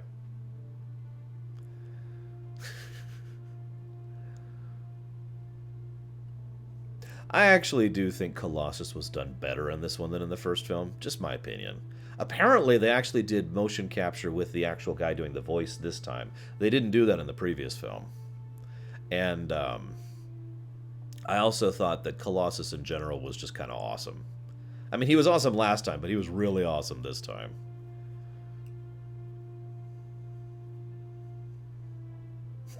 Poor Colossus. I wouldn't have said it. But I'm dying. Yeah, that's nice.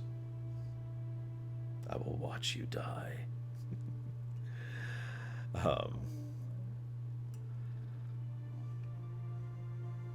I like Hawkeye, too. He also has a hell of a superpower, if you think about it. Situational awareness. I talked about that during my ruminations. I don't have anything to say about the family theme. It was well done.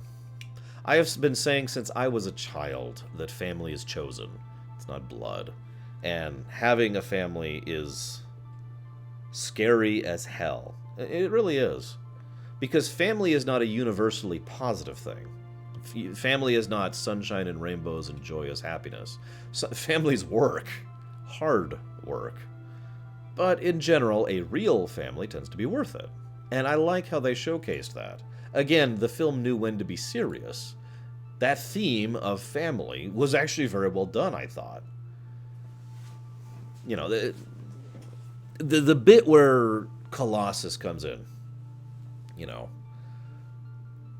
I am not giving up on you, and you are not giving up on him. I liked that. That was good. That was good stuff.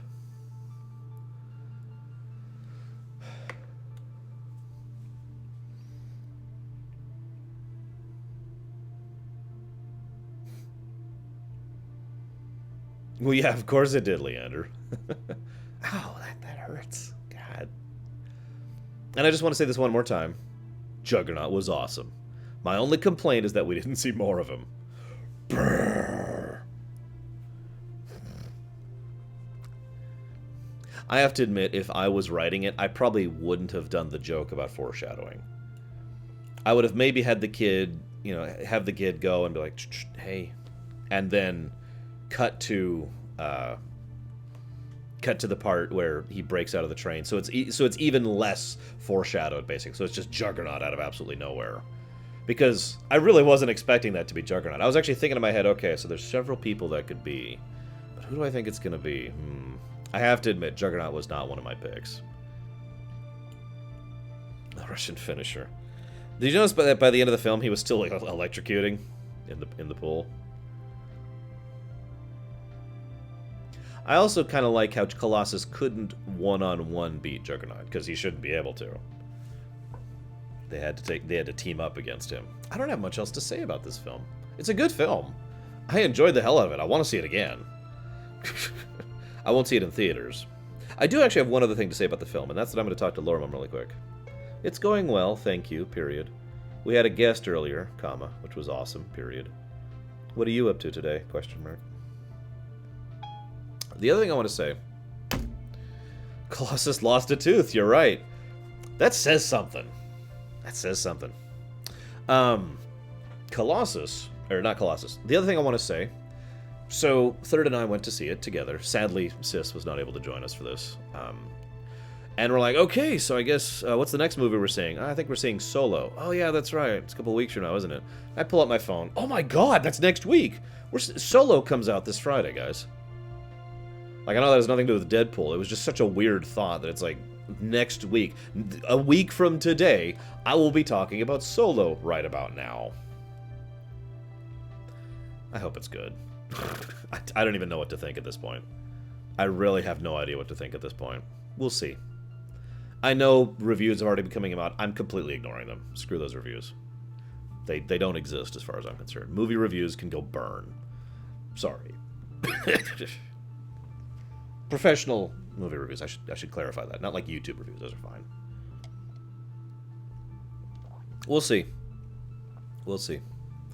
But again, it's just weird going from 1 week to Deadpool up to Solo like that. Oh, haha, Seabear. If absolutely nothing else, I'm pretty sure Donald Glover will be awesome, because Donald Glover is awesome. Like, I mean, he's a good actor. Star Wars Cinematic Universe, I mean, it kind of has already been a thing.